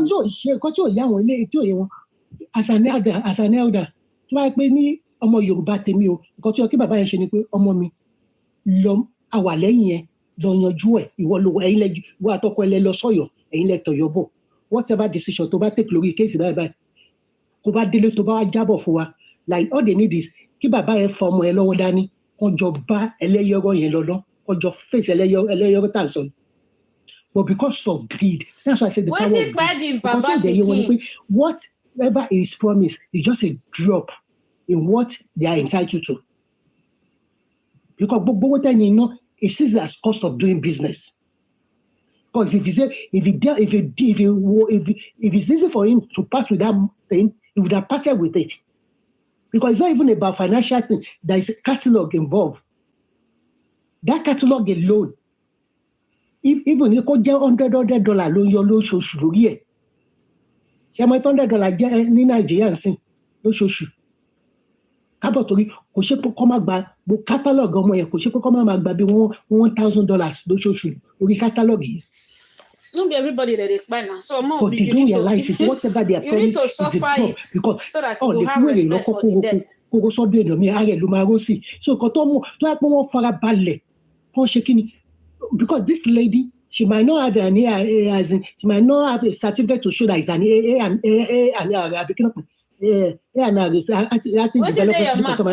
she knows the intricacies of this business. She knows it well. And I know there's some discussion. She and her husband, she knows, they might not know the nitty-gritty of it, but she has a very good idea of what is at stake. If they have allowed her to face this battle with a good lawyer and the family support, whatever ratio tí wọ́n bá pín, gbogbo wọn tó jẹ́ first immediate family bọ̀bọ̀ yẹn wọn lè ráre tó máa fi kú mọ́. What happened to the mass? Kò tọ́wọ́ kọ́bọ̀ kàn bù búrẹ́dì èrú búrẹ́dì tó mọ̀ sórí tébù fún ó tẹ́ wọn lọ́rùn. And whatever it is, tí ọmọ yìí gan bá ṣe wá rí tí ọmọ yìí gan bá kọ́tẹ̀ lóhùn òfẹ́ mọ́sìn kí wọ́n á yanjú ọ̀pọ̀ everything kó máa lọ. Tí wọ́n táwọn kò bá ṣọ́ra pẹ̀lú with the kind of vultures that are surrounded. Kọ́bọ̀ wọ́n lè máa àwọn kan lè máa rí jẹnu ẹ̀ in next 5 years. No máa kó tọrọ jẹ gbẹ̀yìn. Notice wípé tí ìṣẹ̀lẹ̀ bá máa sọ̀rọ̀ okay a ní láti béèrè lọ́wọ́ Wummi bóyá Mohbad jẹ ìṣẹ̀lẹ̀ lówó. Because wọ́n máa sọ̀rọ̀ báwo ni wọ́n ṣẹlẹ̀ wọ́n máa sọ ọ̀rọ̀ owó ní. Àtẹ̀gà àwọn ṣẹlẹ̀ àwọn tó ti ń ṣe lára Mohbad gan láti ilẹ̀ tẹ́lẹ̀. Those are envious people. Even Bible tó ń sọ iná ṣọgbọ́n náà máa ń sọ pé Mohbad ti gbà tó ti rí ti kò wọ́n tí òun mọ́ ni. Even in-house enemy náà ni prime boy náà ló ṣíṣe lára ọ̀rẹ́ náà tẹ́lẹ̀ náà. Even kọ́kọ́ gbogbo pàṣípò. Drama yẹn bọ́n ti ṣe ń ṣe drama yẹn kàn yà mí lẹ́nu rẹ̀. Èèyàn bọ́ rẹ̀ jàǹpá ti ṣe wá di tó yẹ pé ìyàwó ẹ̀ lẹ́wà ló bá jà wọ́n jọ jà wọ́n jọ gun railings tó wà nílé àti bó ṣe ló ń gbé conspiracy yẹn jáde ó kàn ṣe gbọ̀nyìn lórí mi ẹ̀yin èèyàn ń gbé conspiracy o. Ṣé bóun lẹ tún gbọ́ tán tún ní láti snensọ́ lánàá pé wọ́n ti yọ heart yẹ Mohbad this one wey you do ọmọ you do something o mo ti sọ fún gbogbo yín kálá àti mọ̀ngbà yẹn tí Mohbad ti ń pariwo pé they are beating me tó ti ń fi ibi tán ti ń nà án wá kí gbogbo wa ti rọ́ jáde ẹ má jẹ́ ká ṣerú mistake ìmọ̀láyé wa o Mohbad fi lè fa gbogbo wa létí ni o ká ti mọ̀ngbà yẹn ká ti bọ́ta ká ti sọ pé stop beating him o stop bullying him o nǹkan kò gbọ́dọ̀ ṣọmọ yẹn bóyá ní bára wa ní ká ti bára wa lórí because this very one wey Mohbad do ó wò pé ṣèbígbà tí mò ń pariwo ẹ̀gbọ́n àbí ó yẹ bọ́ta ó jẹ́ lọ sí Arrow ó jẹ́ lọ já gate Arrow ó jẹ́ dáwọn èèyàn sí gbòòrò wèrè wá pọ̀ lórí social media ó máa gbé narrative mi jáde ẹ máa wò pé kí ló dé na this boy go first die wetin happen. Sátẹ́mẹ̀jọ ẹ má bínú mo fẹ́ sọ kankan ṣe rí gbogbo àwọn tó ń jáde yìí ẹ wò wọ́n fi justice for Mohbad wọ́n fi bojú ni o wọ́n àwọn Naira Marley àti Sam Larry àwọn náà ṣiṣẹ́ fún ọ.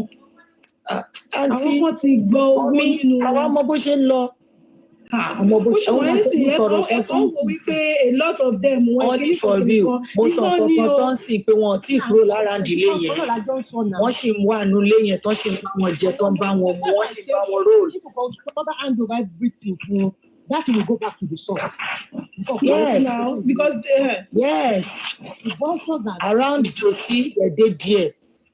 Around the whole family, wọ́n sì ń bá wọn róòlù.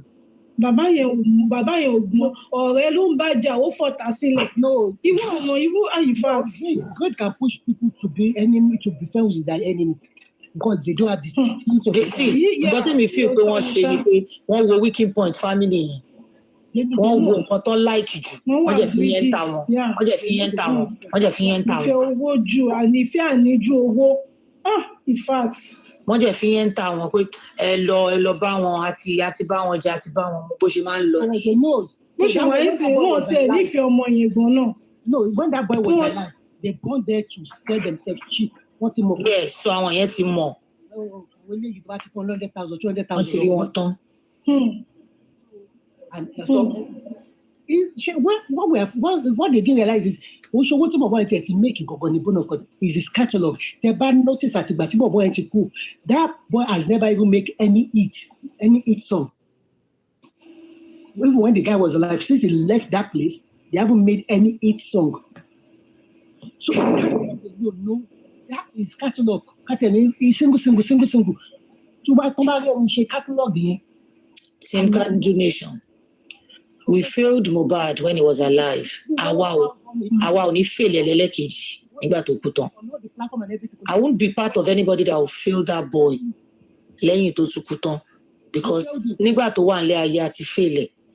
Ó jẹ́ máa da fún gbogbo èèyàn tó mọ̀ pé òun fail ẹ̀ nígbà tó wà láyé kí wọ́n try as much as possible not to fail him the second time because ìdáríjì lè má wà mọ́ o.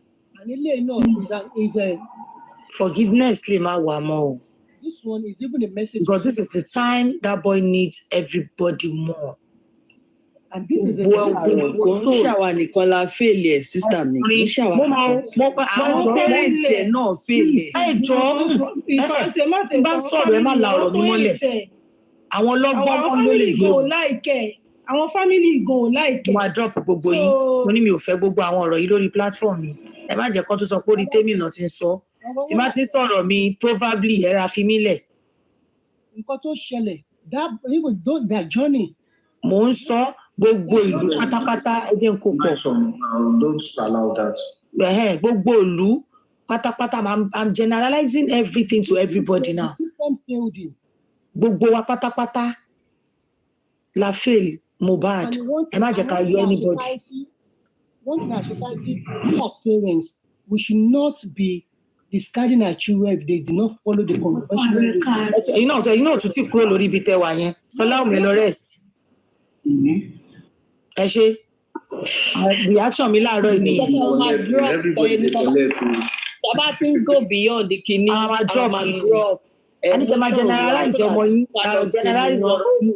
Ẹ wá ní bínú bó ṣe ń drop yìí. But the truth is, ìtọ́jú ẹ̀sán náà ni pé ẹ má bínú. They are coughing.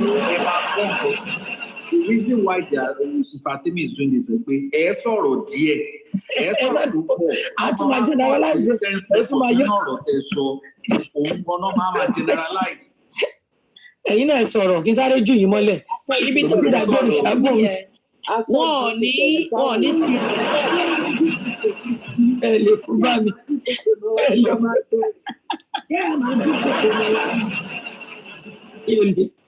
Mi ò lè má sùn mọ́jú kí n tún jí sínú ẹjọ́. Ẹ lè kó bá mi. Ó yẹ kí n fa góòdù tó wà létí pẹ́sidẹ́ntì kí n fa já pẹ̀lú tí wọn. Ẹ máa. Irú ẹ lè kọjá ní ìdúmọ̀tà bẹ́ẹ̀ ṣe wà yẹn. Wá fa imú yín já ni. Èmi no time to waste it ní mo wà yọ̀. Ẹ káàárọ̀. Starting. Yeah. Mo kàn fẹ́ sọ, àná yẹn mi ò mọ, maybe I overreacted. Tó bá ṣe ń sọ lọ, ọ̀rọ̀ tá à ń sọ yẹn ni pé everybody. Ìgbà tẹ́lẹ̀. Adéjọ́ yẹn lọ sùn. Kí ni ti sáà ní dúpẹ́ ṣe? Kí ló ṣẹlẹ̀?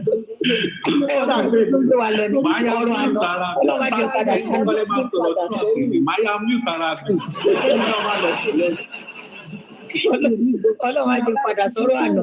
Ọ̀rọ̀ àná bíi ti báwo? Ọ̀rọ̀ àná wo? Sọ̀rọ̀ tí lè ní ìbá fi ṣú. Olóògùn tó kí n jábọ̀. Ẹ̀rù ń bà mí àti gòkè. Ẹ̀rù ń bà mí. Torí tí bá sọ̀rọ̀ ní máa bára mi lẹ̀.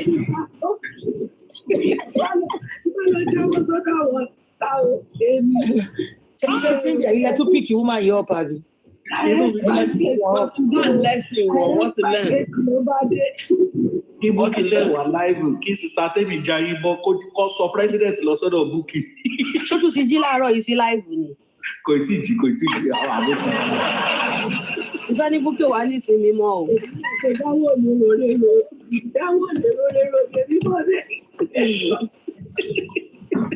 Ẹ jọ̀ọ́ ṣèjọba ológun la wà báyìí. Ẹ ṣàrọ̀ra gbà bẹ́ẹ̀ tó bá ti bẹ̀rẹ̀ bẹ́ẹ̀ yẹn ẹ lọ́ra gbà bẹ́ẹ̀. Àlùkò wá ń bà yàn àti request. Àní tó bá ti wà bẹ́ẹ̀ yẹn lọ́ra gbà bẹ́ẹ̀ ẹ jẹ́ sólò. Mo ti gbọ́ ọwọ́ mi ti wà lórí fọ́tò Samidi mo kàn fẹ́ fún yín láṣìírí ni mo ti open the disconnect tí yín náà lẹ̀ kí n kàn gbọ́wọ́ lè ta ìní. Èmi kẹ̀mí àmọ́ pé èmi ò ń bẹ̀. Ìdílé ní ẹ̀sìn láti lẹ́gbọ̀n tó fẹ́ sọ̀rọ̀ sí ẹgbẹ́ ni sí Mike máa wá rọra click lórí picture yìí kọ́ tó bá sọ lọ ló máa determine bóyá máa press disconnect. There's no time to check time. No time to check time. Tí president bá ti rán ojú. Don't apologize àti ní ká kó lórí ẹ̀ má wulẹ̀ apologize. Ọ̀rọ̀ àná yẹn kí ló ṣẹlẹ̀ lánàá tata ló bí yín àwọn tó ń sìn bí lánàá ṣe dandan ni kọ́ mọ́ tó ṣẹlẹ̀ ni. Ọ̀rọ̀ àná yẹn wò. Tomorrow has gone. Today ni a wà báyìí. So. Yóò má bínú ṣé mo lè sọ̀rọ̀ ń sìn ẹjọ́. Àwòyá mo ti gbọ́ wọlé píṣọ̀ yìí. Ẹgbẹ́ sọ̀rọ̀. Ẹgbẹ́nu sí máa ìwọ ọmọ Nàìjíríà ń gbọ́ ni ẹ tọrọ aṣọ yìí ṣe. Ó lè ti realize pé ọ̀rọ̀ táwọn sọ. President kí n sáré gbọ́ wọlé píṣọ̀ tí yín náà. Ẹ kò sí wàhálà ẹ dá mi bọ́. Ó yá tí ẹ sọ̀rọ̀ tí ẹ jọ nǹkan tí ẹ fẹ́ sọ ni pé.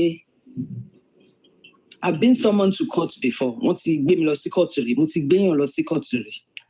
But mi ò gbọ́ rí ibi tí judge máa ti máa sọ fún maybe complainant pé kó lọ fún àwọn tó fẹ́ bá ṣẹjọ́ or something like that kó lọ máa fún wọn ní lẹ́tà pé kan wá sí. Ṣebí judge ló yẹ kó fún wọn ní lẹ́tà round pé. Àǹtí mi, ṣé ẹ̀sìn nígbà tá a analyse judge ò approve ẹ̀.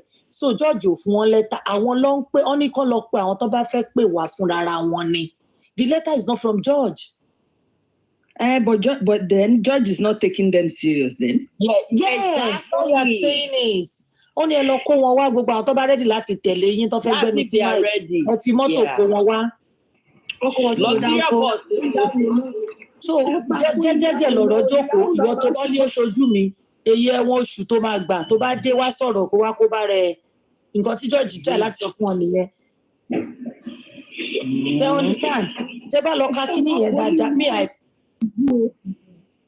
so it's not as if George sọ pé ẹ lọ fi president ẹni sùúrù it's not as if George sọ pé ẹ yá o go and issue letter to them let them bring George will give order o.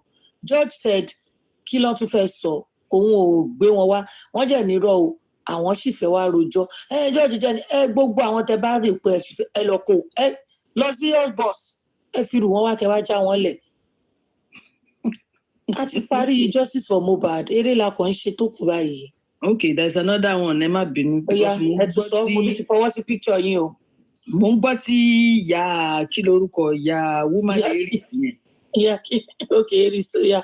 Ìyá yẹn ó ní pé now case tó next nsìn ni Prime Boy àti Wummi pé kọjọ face ara wọn. Mo wá ń wò pé ṣé victim ni Prime Boy ni tó fi máa ní pé kóhun àti Wummi kọjọ wá face ara wọn.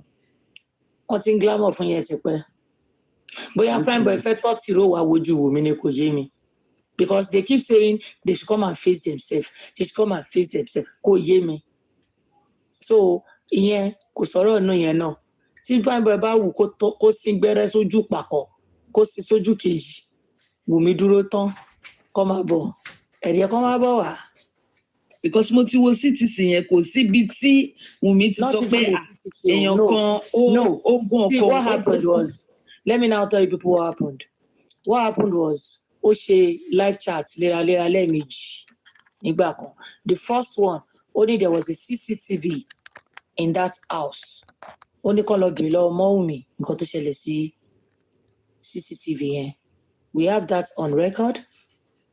Ó wá tún jáde next ó ní kó jẹ́ kó rí o ẹ má jẹ́ sọ nǹkan tó wà nínú àwọn videos yẹn ó ṣàn sọ inquest àwọn ń gbàdá bọ̀ àwọn ń gbọ́bẹ̀ bọ̀ àwọn ń kóbọn bọ̀ anybody tó bá ṣe bí wèrè ìyẹn náà wà ńlẹ̀ so that's a threat so Wunmi reported to that station tí wọ́n ti ẹ̀tàn tí gbogbo wọn ti lọ kọ statement ibẹ̀ náà ló padà lọ láti lọ kọ statement pé bọ̀bọ́ yìí sọ pé CCTV wà nílé òun ẹ bóun pé kó mú evidence ẹ̀ wá ó ní òun lòun pa ọkọ òun kán lọ mú òun dáadáa ẹ bóun ṣe kí ni ẹ bóun invite all these things are on record we stand gidigba so afterwards nǹkan tí ọlọ́pàá ṣe fún prime boy láàrin wọn àti ọlọ́pàá nìyẹn ló wà so now they now said ọlọ́pàá ó rọ fáńdù ẹ̀ ó so akọ̀pẹ̀ mọ́chíà ó dàpọ́n ló yọ dágà àbọ̀ ní kinní kan kò yẹ wa o wọ́n ṣáà ní prime boy record ọlọ́pàá ṣé èèyàn tó sọ pé bọ́ tó sọ pé wọ́n dì ẹ̀ mọ́chíà báwo ló ṣe ṣe recording ẹ̀ bóyá èèyàn tó tẹ̀lé lọ. ayé yẹn á dá ayé yẹn á dá wọ́n tó dé ìmọ̀lẹ̀ báwo ló ṣe record. wọ́n ní ẹ ṣáà máa wọrí wọ́n ló wà wọ́n ní fídíò ẹ̀ wà so bóyá ó múyàn kan dání ìyẹn ń bá record so ẹ ṣáà èmi ò láì ló ṣe jẹ́ kí n máa sọ̀rọ̀ yìí o so nǹkan tó ń fẹ́ sọ nìyẹn àwọn àgbọ̀ nínú àwọn ọ̀rọ̀ tí wọ́n ń sìn ẹnu mi jẹ́ ìdùngbà tó ń kà Papiano ló kọ́kọ́ sọ pé I don't think Wunmi ever said that àwọn wá lọ kọ́ síbẹ̀ pé Wunmi sọ pé prime boy yìí kọ́ ó gún ọkọ òun dágà àbí fẹ́ gún ọkọ òun àbí pé òun ló gún ọkọ òun pa ìgbà tán jẹ́ ń kà á ní ọlọ́run jẹ́ ṣe ara wọn Papiano ló kọ́kọ́ sọ pé I don't think I've ever heard that from Wunmi I've never said that so I don't know where this one is coming from so ibi tí Wunmi ti kọ́ tó ti sọ̀rọ̀ pé prime boy fẹ́ gún ọkọ òun pa yẹn gbogbo wọn aṣáfẹ́ fèsì ara wa ọ̀rọ̀ yìí wọ́n ti gbé lọ zone 2 wọ́n ló sọ pé ó gun pa wọ́n ló sọ pé wọ́n ló sọ pé pa okay bẹ́ẹ̀ni Papiano náà jẹ́ sọ pé Wunmi never said that wọ́n ti gbé ọ̀rọ̀ yìí lọ zone 2 tí wọ́n lọ report ọmọ Wunmi náà tẹ́ bá sọ pé wọ́n rọ fáńdù prime boy ọlọ́pàá ti yín náà ẹ má gbàgbé nǹkan tó ṣe fún ọmọ Wunmi o. àtẹ́mi ìṣẹ́rẹ́ ni tí mo mute nísìnyí. mi ò rí o okay that's me kí n block ẹ àbí. yeah ẹ block ẹ.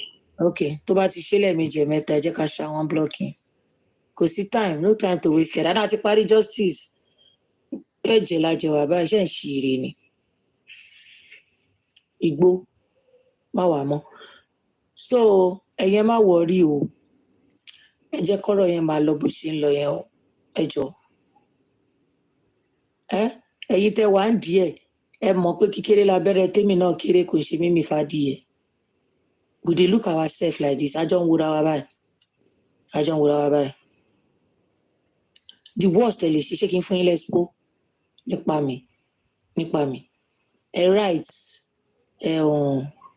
gọ́ọ̀mẹ̀ntì Canada ẹ right wọn kẹ wá sọ fún wọn pé ó lọ́mọ kan tó ń jẹ́ tèmi ẹ gbé fún èmi fún wọn kẹ wá sọ fún wọn pé ó ń ṣe kéèsì kan lọ́wọ́ ẹ fẹ́ kó jáwọ́ ń bẹ̀ tó bá ti pè mí táwọn Canadian government tó bá ti invite mi àbí tó ń pè mí lórí fóònù àbí tó ń mail mi tó ń sọ fún mi pé jáwọ́ nínú ọ̀rọ̀ ọmọ Wunmi màá wá reply wọn pé ẹ jọ̀ọ́ torí Ọlọ́run ẹ dá mi padà sílé torí mi ní jáwọ́ ṣé yé yín nǹkan tó kù ibi tó tèmi àti yín sì jọ ń lọ nìyẹn tá bá ti jọ débẹ̀ yẹn ẹ lè understand èmi gan fẹ́ fi kéèsì mo fẹ́ fi gbà word yeah baby soft like you get it if you don't get it you forget about it ṣé understand mo fẹ́ fi gbà word ní Canada ṣé mo ti ti fún yín láṣìírí. in fact ẹ try gan ọ̀gá mi o ẹ try o Ọlọ́run á ṣe nínú gbogbo iṣẹ́ yín lórúkọ Jésù ẹ try o. no Ọlọ́run bá ṣe nínú ẹ̀ ta ló fẹ́ parí ìtókù. Ọlọ́run á ṣe gbogbo ẹ̀ lágbára Ọlọ́run gbogbo iṣẹ́ yín pátápátá lọ́lọ́run á ṣe gbogbo ẹ̀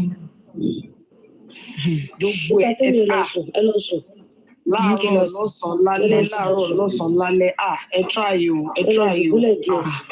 àmì ìlábùúrò wàhálà ẹ ní rí dààmú sọ fún yàrá mi kó fún mi lábùúrò mo wá jàjà tó lábùúrò lórí social media ẹ wá fẹ́ gbà lọ́wọ́ mi Ẹni kúre.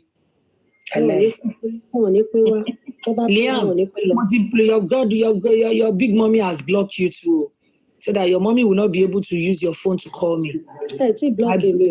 No, mi ò lè block anybody. Liam àti Wummi ni mo block.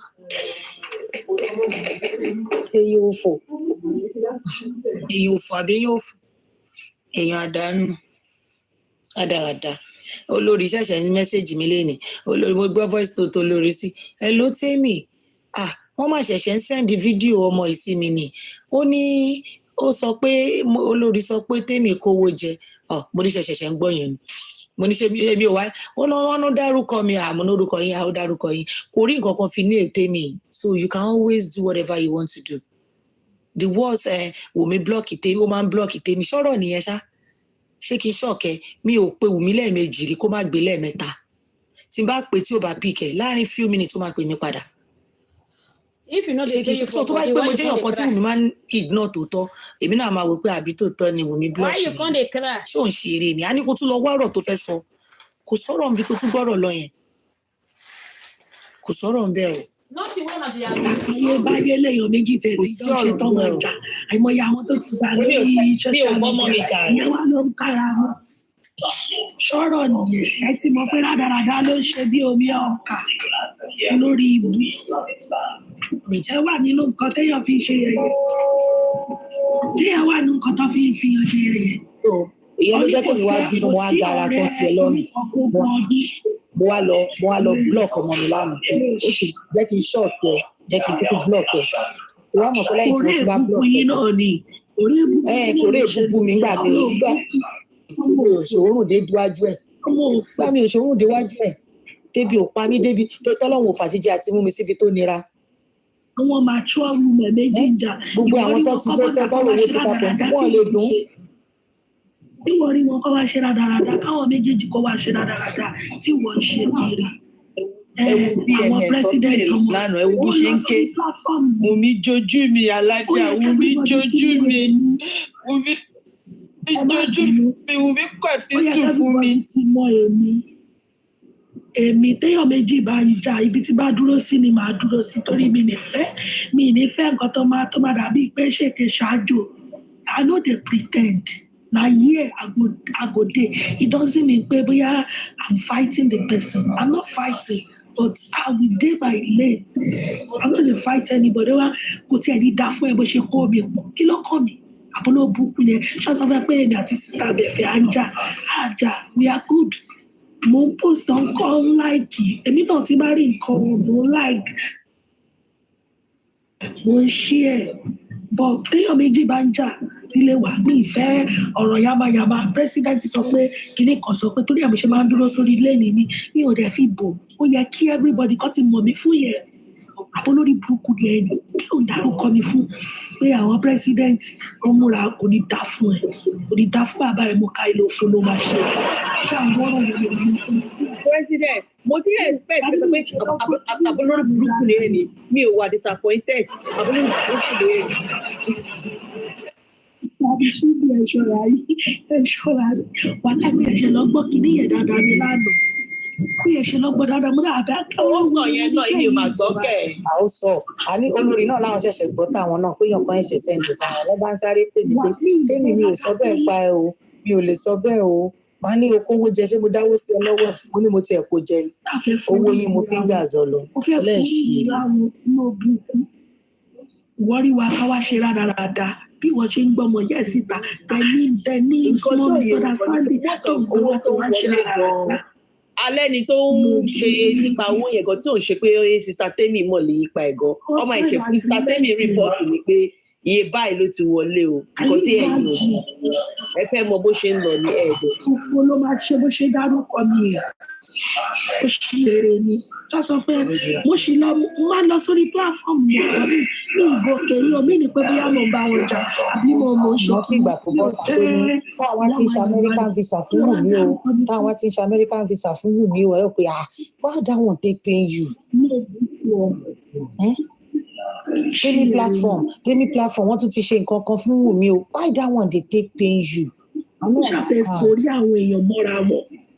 ó tún dárúkọ Ìyábọ̀ Òjó tí ń tẹ bọ́tì nǹkan lábẹ́lẹ̀ o ẹ má sùn o ó ṣàfẹ́ Ọlọ́run máa dójú tì ẹ̀ Karimo ó máa ṣẹ̀sìn ni ó ṣà ń wá Karimo. ọ̀sẹ̀ rí èmi náà bó ṣe ń dárúkọ gbogbo àwọn pípù yẹn o tó dà gbogbo wa mọ̀ wípé kíní yóò ṣẹlẹ̀ so definitely ọmọ yìí ń parọ́ ni gbogbo àwọn èèyàn tó ń dárúkọ yẹn wá ti rò pé ọmọ yìí ń parọ́ so kó múra sí. ó fẹ́ máa forí àwọn èèyàn bára wọn kiri lóòbù káwọn ọ̀dẹ tí ò lọ́pọ̀lọ́ bíi tí wọ́n ti sọ pé ọmọ mi máa ń blọọkì tèmi àwọn tó ń mọ relationship mi àti tèmi máa wò pé àwọn parọ́ ń bẹ̀ yẹn ọmọ mi ò lè block tèmi are you playing ọmọ mi ò lè block tèmi.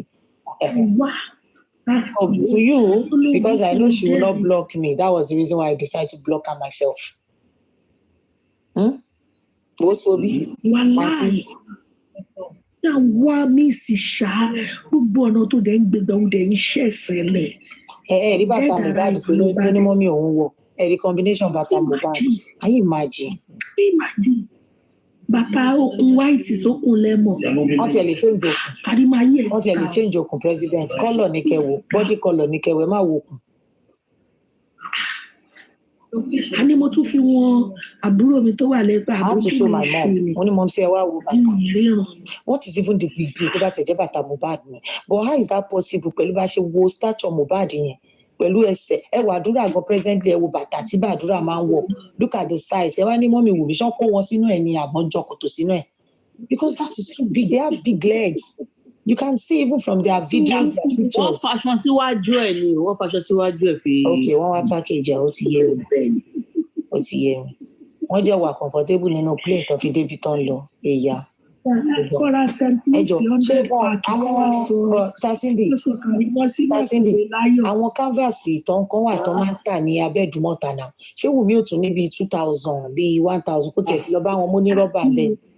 Ó sú mi o. Wọ́n á faṣọ pákéjì bàtà fún mọ́mì ẹ̀. Ó sú mi o. Ìyẹn kó ṣe bẹ́ẹ̀ náà àwọn onírọ́bà tó máa ń jọ canvas kan máa ń wọ̀ yẹn. Oríṣiríṣi wà tó wẹ̀ bá ṣe mọ́ kò ju bíi 500 lọ. Tó wẹ̀ bá ṣe mọ́ ni. Karimo jọ àwọn tó mẹ́ńtọ̀ àwọn bàbá àṣàlẹ̀ àwọn ìyá àṣàlẹ̀. President ẹjọ tó máa drop president o. Mo máa drop president o. Mo fẹ́ béèrè nǹkan ni mo fẹ́ béèrè nǹkan ni. Ẹ bá fẹ́ kí president dákẹ́. Ẹ mọ kí ní tẹ́kùn ti wáyé. Kí nìkan náà? Àwọn ilé tó ń lọ ní Bible tó ń yí ẹ̀ tẹ́ bá ti ẹ clear fún mi. Wo ṣé ta ló pa Mohbad? Ẹ jẹ́ àwọn ta ló pa Mohbad. Lọ́wọ́ ìyá ta ló pa Mohbad láti ṣé kò kí n fi mọ̀ wọn kó tó gbá àwọn evidence yẹn jáde nítorí ẹ̀sìn gbogbo evidence. Ta ló pa Mohbad? Mohbad ní ìlú pàdé Mohbad. Ẹ bá mi sọ tẹnu yín tọ́ ẹ̀ ní dákẹ́. Wọ́n fẹ́ pè é lọ́pàá pa Mohbad lábẹ́ orin yẹn. Ẹ̀yin sọ̀rọ̀ lọ. Àtẹnumọ́ràn ló ń jáde. Èyí gan jẹ́. Ẹ tún máa bí orin president àti máa dún lábẹ́ orin yẹn. Ṣé fẹ́ jẹ́ kí n máa lọ kanra nínú ilé ni nígbà tẹ́ bá jẹ́ sọ. Understand ẹ̀yin náà ti sọ pé kí lorúkọ nǹkan tó ń ṣe Karimo ló ń ṣe ẹ̀yin náà. Àdá ìṣòro mi létí láàárọ̀. Ọlọ́run rí jẹ́ o, mo bá yín reject ẹ̀. Ọlọ́run irọ́ oyè president dance tó. Oyè mi náà. Oyè mi. Màá jẹ́ kọ́kọ́ mi bá ti dẹrù mi síta ẹ jẹ́ kọ́kọ́ mi fún ọ. Èyí tí mo tún jájà sun yàrá mo tún sun iná ru ẹ̀ tí jẹ́ ká sùn náà. Ìyá mi àti bàbá mi kékeré lọ ti kú. Ṣé Ọlọ́run lèmi fẹ́ pè lẹ́jọba ṣe bóun ti ẹ̀yìn rí bàbá tọ́ èmi ò máa rí ọ̀kọ̀ọ̀kan tọ́nu èmi ò máa ṣé Ọlọ́run lèmi fẹ́ pè lẹ́jọba yìí. So àrùn kan náà lọ́jọ́ ṣe wá. I'm that guy. Àbí báwo la ṣe máa ń pè é sísá tẹ́yìn ẹran mi létí. Mi ò rán. President ta ló pa Mohbad láfẹ́? Àbí o ta ló pa Mohbad president ta ló pa Mohbad? Karimo ló pa Mohbad. Lọ́dọ̀ tèmi Karimo ló pa Mohbad. President ò ní pẹ́. Bá máa já mi bọ́ fẹ́ mi bá máa yí sọ tẹ́lẹ̀. Ẹ má dùn kòkò mọ́ mi. Ẹja mi bọ́ nígbà tó pè mí lémi ó ṣe ń di oyè mi kúrò nínú president àwọn olóṣù ó gbé mi lọ sí president àwọn àsìkò kò ní yẹ ò Karimo torí gbà tó sọ tí bá wí o ẹ má dúnkokò mọ́ mi o sísá tẹ́lẹ̀ mo máa ti rí yín ẹ má jẹ́ ọkọ̀rọ̀pù mi. ọkọ̀rọ̀pù mi ní ọjọ́ yan ni.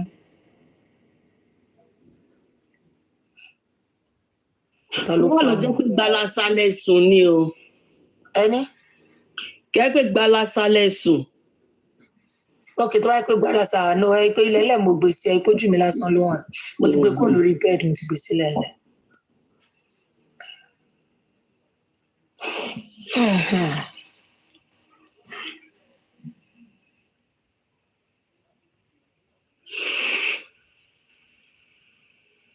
tó bá kàn kó sọ̀rọ̀. mo ti gbé wọlé ọ̀sán ẹ káàárọ̀. ẹ ṣe gan wa ó ní ẹnìkan tí mo fẹ́ ni Tóyìn lórúkọ ẹ̀ èmi àti àtiwà ó ti dó kò tí pẹ́ náà a ṣẹ̀ṣẹ̀ bẹ̀rẹ̀ ni bẹ̀rẹ̀ sí fẹ́ra ni so fẹ́ mọ̀ bóyá ọ̀nà wà ń bẹ àbí kò sọ́nà bẹ̀ kí n lè mọ the next step to ma take. kí lorúkọ sí yín. orúkọ tèmi Yínká. lórúkọ nìyẹn. Tóyìn. bọ̀dá Yínká ẹ mọ ojú kámẹ́rà. ok. Tóyìn tí bọ̀dá Yínká ń fẹ́ tó bá pẹ́ náà wà ń bẹ kan máa fẹ́ra wọn nítòótọ́ àti dòdòdó àyẹ̀wò wà ń bẹ wọn bímọ fúnra wọn.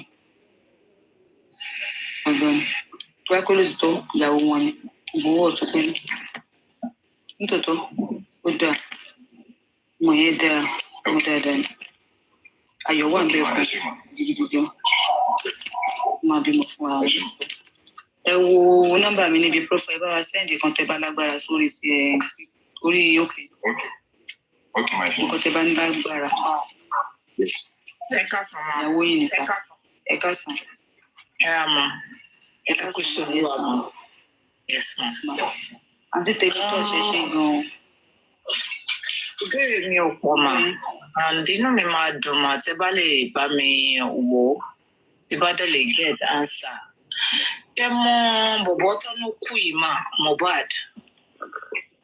Mọ bọ̀bọ̀ tó ló kú yìí. Bẹ́ẹ̀ni mà. Ẹ jọ̀ọ́ ẹ mute tẹ́ bá ti ń wọlé. Ẹ jọ̀ọ́ ẹ mute. Ẹ mute náà. Mo fẹ́ mọ̀ bóyá Mohbad ló lọ́mọ yẹn. Mo lè fi anything wò. Mo lè fi anything wò. Ẹ gbà mí o.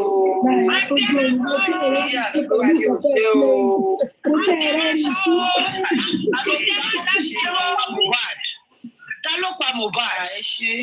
Àti ẹ má dá sí o. Ẹ ní fún o. Ta ló pa Mohbad? Ìmọ̀ ẹ tó pa. Ẹ dákun. Ẹ bá mi wo ẹjọ́. Mi ò ní kúrò ẹjọ́. Orí kí ni? Ẹjọ́ náà. Personal life ni mo wò mí wo nǹkan Nàìjíríà ẹ̀ sórí ibú. Ẹ tó pa Mohbad. Kí ló kan ti yín bẹ̀? Ṣé fámìlì yín ni? Àbúrò mi ní nà. Àbúrò mi. Ẹ sẹ́ndì wá mi lọ sákàǹtì mi. Ẹ sẹ́ndì wá mi lọ sákàǹtì mi màá sí màá bá yín wò. Jẹ́ kí n pè é. Ẹ jẹ́ kí mi rà káǹtì wá mi lò. Bẹ́ẹ̀ ni. Ẹ jẹ́ kí mi rà káǹtì wá mi lò lákàǹtì mi màá bá yín wò. Mi lè wò ó. Ẹ máa wẹ́ tó lọ́mọ náà. Ẹ gbà mí o gbogbo ọmọ Nàìjíríà kí ló kù ní sílẹ̀ báyìí Simon Badi. Ẹjọ́ náà wọ́n má sílẹ̀ báyìí kí n jábọ́ kẹ́. Ṣé Àtóyìn mọ àwọn ọmọ Nàìjíríà mọ̀ nífẹ̀ẹ́ yín ẹ̀rọ Àtóyìn ẹ̀ lè lọ ẹ jókòó bí tẹwàá lónìí ni kí n má bá yín wo Mohbad. Ẹjọ́ ọlọ́pàá Mohbad. Ẹ̀yin ọmọ Nàìjíríà dá wọn lóhùn ẹ̀yin tẹ́wà lókè ẹ̀yẹ sọ̀rọ̀. Lọ́wọ́ yẹn kọ́dà bí wọ́n mi mọ̀ wọ́n ní ẹ̀yin ni mo mọ̀ mo ti mọ̀ yóò sì ṣe jẹ́ ta ló pa Mohbad ta ló pa Mohbad ta ló pa fámìlì yìí ni fámìlì yìí ni ó yẹ ẹ jẹ́ kí n gbọ́ gbàùn 3 million lákàntì mi. Mi ò lè fún yín 3 million máa fún yín 150,000 jálẹ̀. Ta ló pa Mohbad ta ló lọ wọ́n yẹn. Ó yẹ ṣé ìgbésà káàtì yẹn jẹ́ kí ẹ rí iná ẹ̀yẹn ṣe DNA wà ń bí ìbílẹ̀ ó yẹ DNA ìbílẹ̀ kí n rí kó dún bẹ́ẹ̀ ni ó wà ń bí. 120k àwọn èèyàn mi ti sọ pé 120k àmì máa ti ẹni yẹn ní o. irọ́ ẹ báwo yẹn sáré rọ̀ọ̀ṣì ń gbàtẹ́ sáré wọlé ta ló pa Mohbad kí ló kàn mí kan gbogbo lẹ́fù yẹn ẹ jọ torí ọlọ́ọ̀ ní sórí burúkú ẹ̀ ní rẹ́wọ̀n rẹ lórúkọ Jésù ẹ jọ torí Ọlọ́run fún náà bá bẹ̀rẹ̀ yìí ẹ mọ̀ gbé lọ. ọtí lárí kúrì lárí ta ló pa Mohbad sẹ́ ta ló pa Mohbad ọmọ ti gbọ́ sẹ́ ọ̀tá ta ló pa Mohbad lẹ́yìn ọdún sẹ́ àbúrò yìí ni ta ló pa Mohbad. ẹ gbà mí ẹ jọ ẹni tó bá fẹ́ kó sọ̀rọ̀ àǹtí yìí ò lè sọ. mute mi àǹtí mute mi.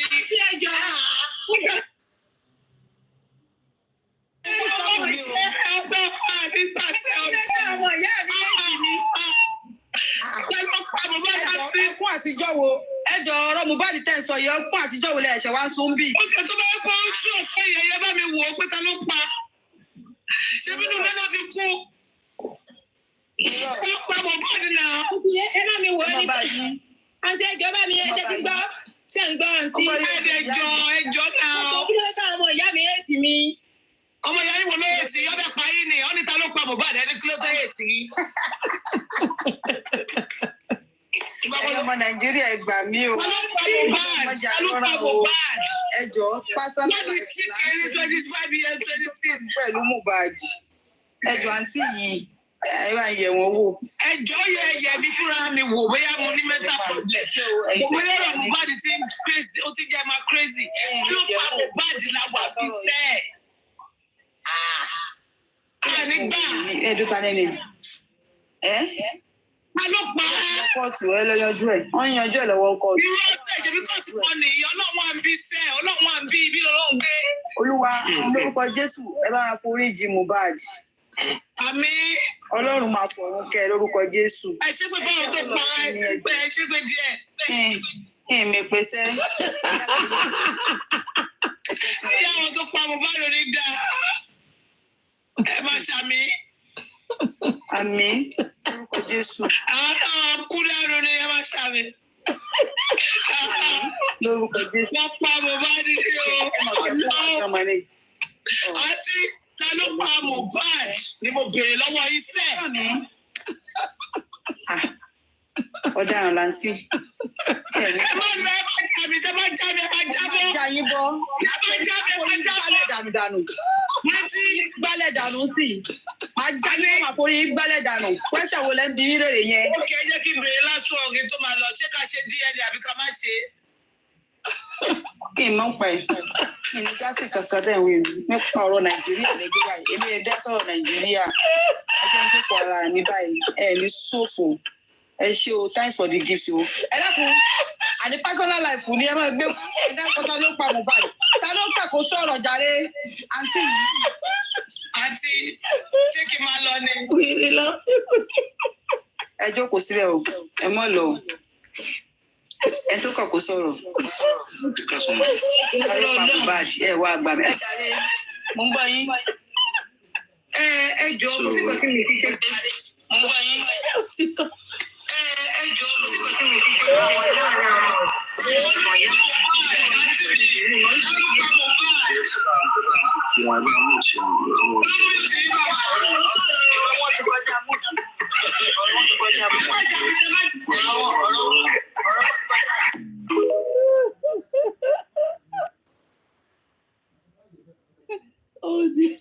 Ó ní jù ní pé ọ̀rọ̀ Nàìjíríà lè gbé wa.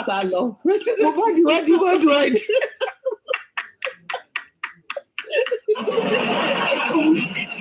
Ní ọ̀tàná tí mo wò ó mo yomi lójú, mo tún ti ń yomi lójú. Ó ní ọ̀rọ̀ Nàìjíríà lè gbé wa ká mi wọ́n. Wèrè japa. If you use it, make you run now. Ó ní ẹ̀rẹ̀jọ kan wá sí mi kan wá sí mi wọ́n ní. Wàláì wèrè pàdé wèrè. Naija star ní kí n replay. Fíìmì tí máa ti rí anybody tó fẹ́ máa já ń bọ́ báyìí nǹkan tí mo máa play fún yín sí nìyẹn ẹ̀ lè wá kó bá mi. Ẹ̀jẹ̀jẹ̀ lọ́sàn. Wàhálà wọn máa rò pé bóyá wọ́n plan ẹni, it was not a plan thing o, wọ́n lọ bẹ̀rẹ̀ o. Each talk ló kọ́kọ́ sọ̀rọ̀ o. Each talk ni bọ̀bọ̀ tó kọ́kọ́ sọ̀rọ̀ pé lady kan tóun fẹ́ Tóyìn kìnnìkan yẹn. Ó dà pọ́n ti máa ń rí kí wọ́n máa sọ pé ó ń perform miracle. Wọ́n wá gbàbẹ̀ lọ pé ayé ẹ̀ bàjẹ́ mọ́ wa lọ́wọ́ lé. Gbogbo ẹ̀yin wòlíì náà tẹ́ ń jíṣẹ́ online. Tẹ́ bá ti dọ́dọ̀ wọn ṣe bá bèrè ta ló pa Mohbad lọ́wọ́ wọn. Àbí wòlíì ìran wọn ò ríran rí ibi téèyàn tó pa Mohbad àbí kí ló dé gan-an. Ẹ kàn máa dà wá láàmú online. Ẹ jẹ́ n play ẹlẹ́ẹ̀kan sí fún Naija style ni o. Like ayẹyẹ. Yeah.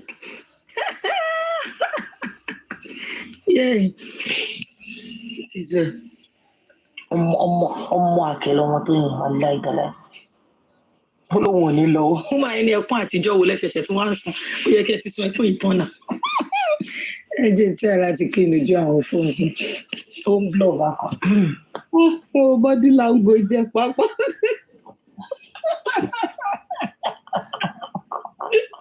Ọ̀rọ̀ burúkú tó ń ti láàfin lọ́rọ̀ yẹn lọ́wọ́ bá ń gbọ́. In fact, ìdájí lèèyàn yẹn sẹ̀ǹdẹ̀ tí mo ń jí báyìí nǹkan tí mo wò pé mi ò wò tán. Mo ní ẹ wò inú ń bí mi ju eléyìí téèyàn yìí fi jí mi láàárọ̀ yìí lọ. Ẹ jẹ́ kí n rọra wà lórí ọwọ́ mi o. Àná ni mo ọkàn mi kàn lọ bẹ̀rẹ̀ ní ẹ wà. Mo ní fídíò kan ẹjẹ́ ìbílẹ̀ téèyàn kan sẹ́ǹdì sí.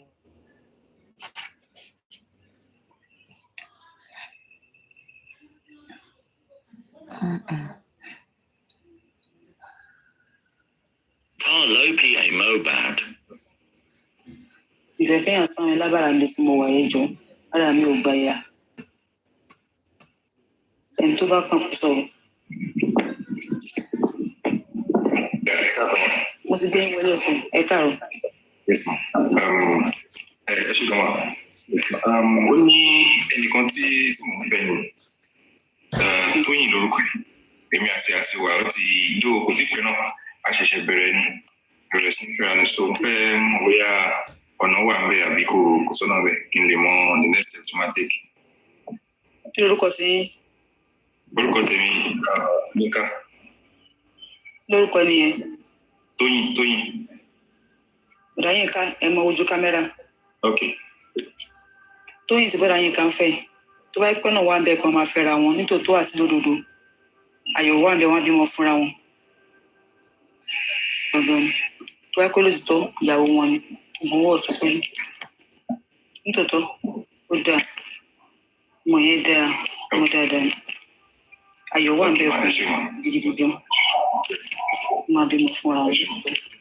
Ẹ wo nọ́mbà mi níbi profile bá wa sẹ́ǹdì kan tẹ́ bá lágbára sórí sí orí òkè nǹkan tẹ́ bá ní lágbára. Ìyàwó yìí ni sá ẹ ká sàn. Ẹ ká sàn yes ma. Yes ma. Àǹtí tèmi tó ṣe gan-an. Ìbéèrè mi ò pọ̀ mà. Inú mi máa dùn mà tẹ́ bá lè bá mi wò ó tí bá dẹ̀ lè get answer. Ẹ mọ bọ̀bọ̀ tọ́nú kú yìí mà Mohbad. Mọ bọ̀bọ̀ tọ́nú kú yìí. Bẹ́ẹ̀ni mà. Ẹjọ́ ẹ mute ẹ bá ti ń wọlé ẹjọ́ ẹ mute. Ẹ mute náà. Mo fẹ́ mọ̀ bóyá Mohbad ló lọ́mọ yẹn. Mo lè fi anything wò. Ẹ gbà mí o. Àti ẹ má sọ o. Nàìjíríà lọ gbé wá mi ò ṣe o. Àti ẹ má sọ o. Ta ló pa Mohbad? Ẹ ṣe. Àti ẹ má dá sí o. Ẹ ní fò o. Ta ló pa Mohbad? Ìmọ̀ ẹ tó pa. Ẹ dákun. Ẹ bá mi wo ẹjọ́. Mi ò ní kúrò ẹjọ́. Orí kí ni? Ìṣòro personal life ni mo wò mí wo nǹkan Nàìjíríà ẹ̀ ní sórí ibú. Mọ ẹ tó pa Mohbad. Kí ló kan sí yín bẹ́ẹ̀? Ṣé fámìlì yín ni? Àbúrò mi ní náà. Àbúrò mi. Ẹ sẹ́ndì wá mi lọ sákàǹtì mi. Ẹ sẹ́ndì wá mi lọ sákàǹtì mi màá bá yín wò. Jẹ́ kí n pè é. Ẹ jẹ́ kí mi rà àkáǹtì wá mi lò. Bẹ́ẹ̀ ni. Ẹ jẹ́ kí mi rà àkáǹtì wá mi lò lákàǹtì mi màá bá yín wò. Mi lè wò. Ẹ máa wẹ́ tó lọ́mọ náà. ẹ gbà mí o gbogbo ọmọ Nàìjíríà kí ló sílẹ̀ báyìí ọ̀sán Mohbad ẹjọ́ náà wọ́n má sílẹ̀ báyìí kí n jábọ́ kẹ̀.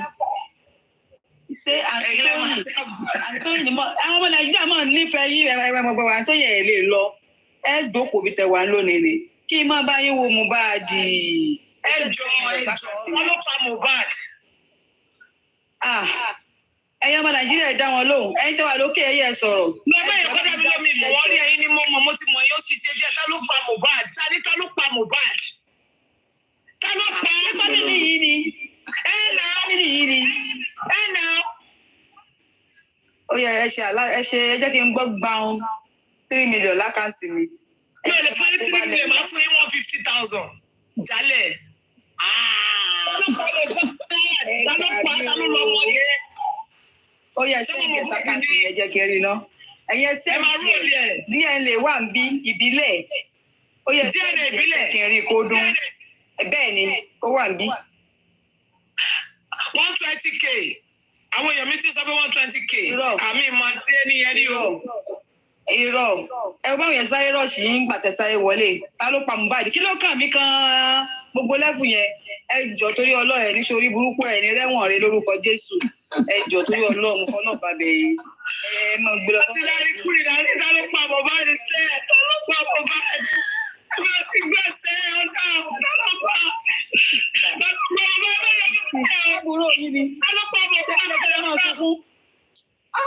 ẹ gbà mí ẹ jọ ẹni tó bá pẹ kó sọ̀rọ̀ àǹtí yóò lè sọ.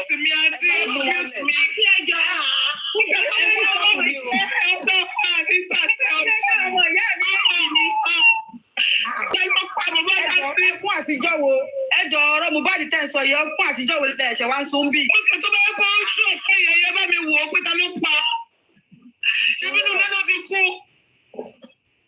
ó pa Mohbad náà. ẹ bá mi wò ó níta àǹtí ẹjọ́ bá mi ẹjẹ́ ti gbọ́ ṣé ń gbọ́ àǹtí. ẹjọ́ náà. kí ló dá ọmọ ìyá mi ètì mi. ọmọ ìyá yín wo ló ètì ọbẹ̀ pa yín ni ọ́nìta ló pa Mohbad ẹni kí ló dé ètì. ọmọ Nàìjíríà ẹ gbà mí o. ọjà lọ́rọ̀ o. ẹjọ́ pásánà láti 25 years 26 pẹ̀lú Mohbad. ẹjọ́ àǹtí yìí ẹ bá yẹ̀ wọ́n wò. ẹjọ́ yẹ mi fúnra mi wò bóyá mo ní mental problem. òwe lọ́rọ̀ Mohbad ti ń crazy ó ti jẹ́ máa crazy. ló pa Mohbad la wà fi fẹ́.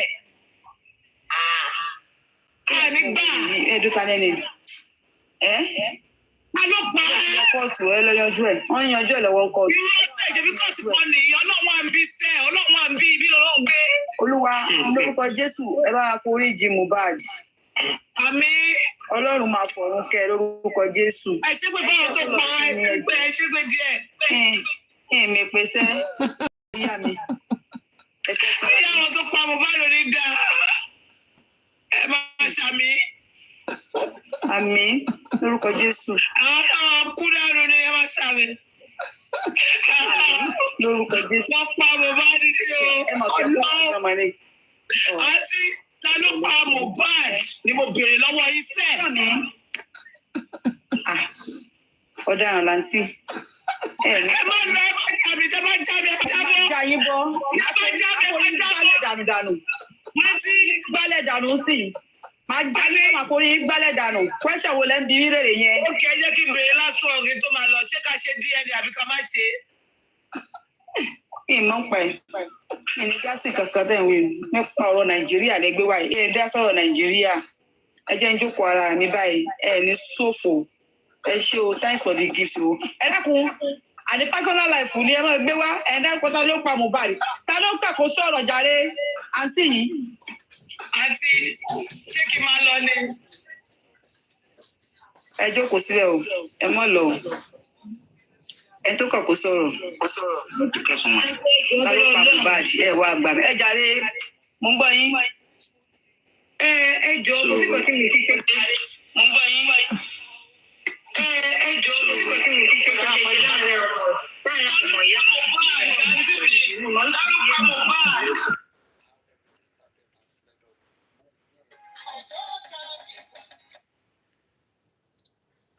Wàláì, lady yẹn ìgbà tó dé sí pé lókù tó ń fẹ́ sùn. Ó ní gbígbé gbèrè wọlé tó wá bá mi gbèrè wọlé wá ká mi mọ́lẹ̀ ó ní màá já yín bọ́. Òun wo kọ́mẹ̀ntì kan sìn.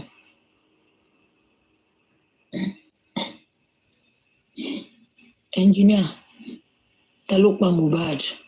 Larry K àbí nǹkan lọ́pọ̀rúkọ magician ẹ ti ẹ̀jẹ̀ ń lọ post ẹ̀ mo ní láti post kìíní kó tiẹ̀ lọ gbogbo àwọn wòlíì gbogbo ẹ̀yin wòlíì. I don't have leggings o lójọ́ tí mo rí ti lẹ́gẹ̀ yẹn lórí Facebook mo ti bọ́ lẹ́gẹ̀ yẹn ò jẹ́ kó pẹ́ tí yẹn fi já wọn dànù kí ṣe òṣèré kí ṣe òwèrè wò lọ.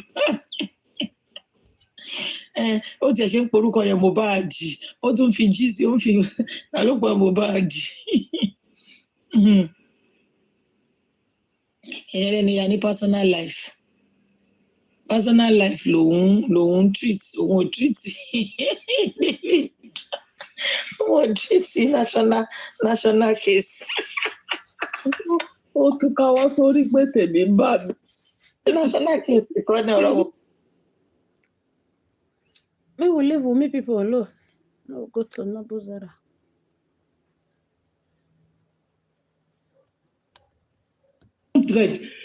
But the people that is connect with this woman, that is controlling this woman, they will not give this woman a space.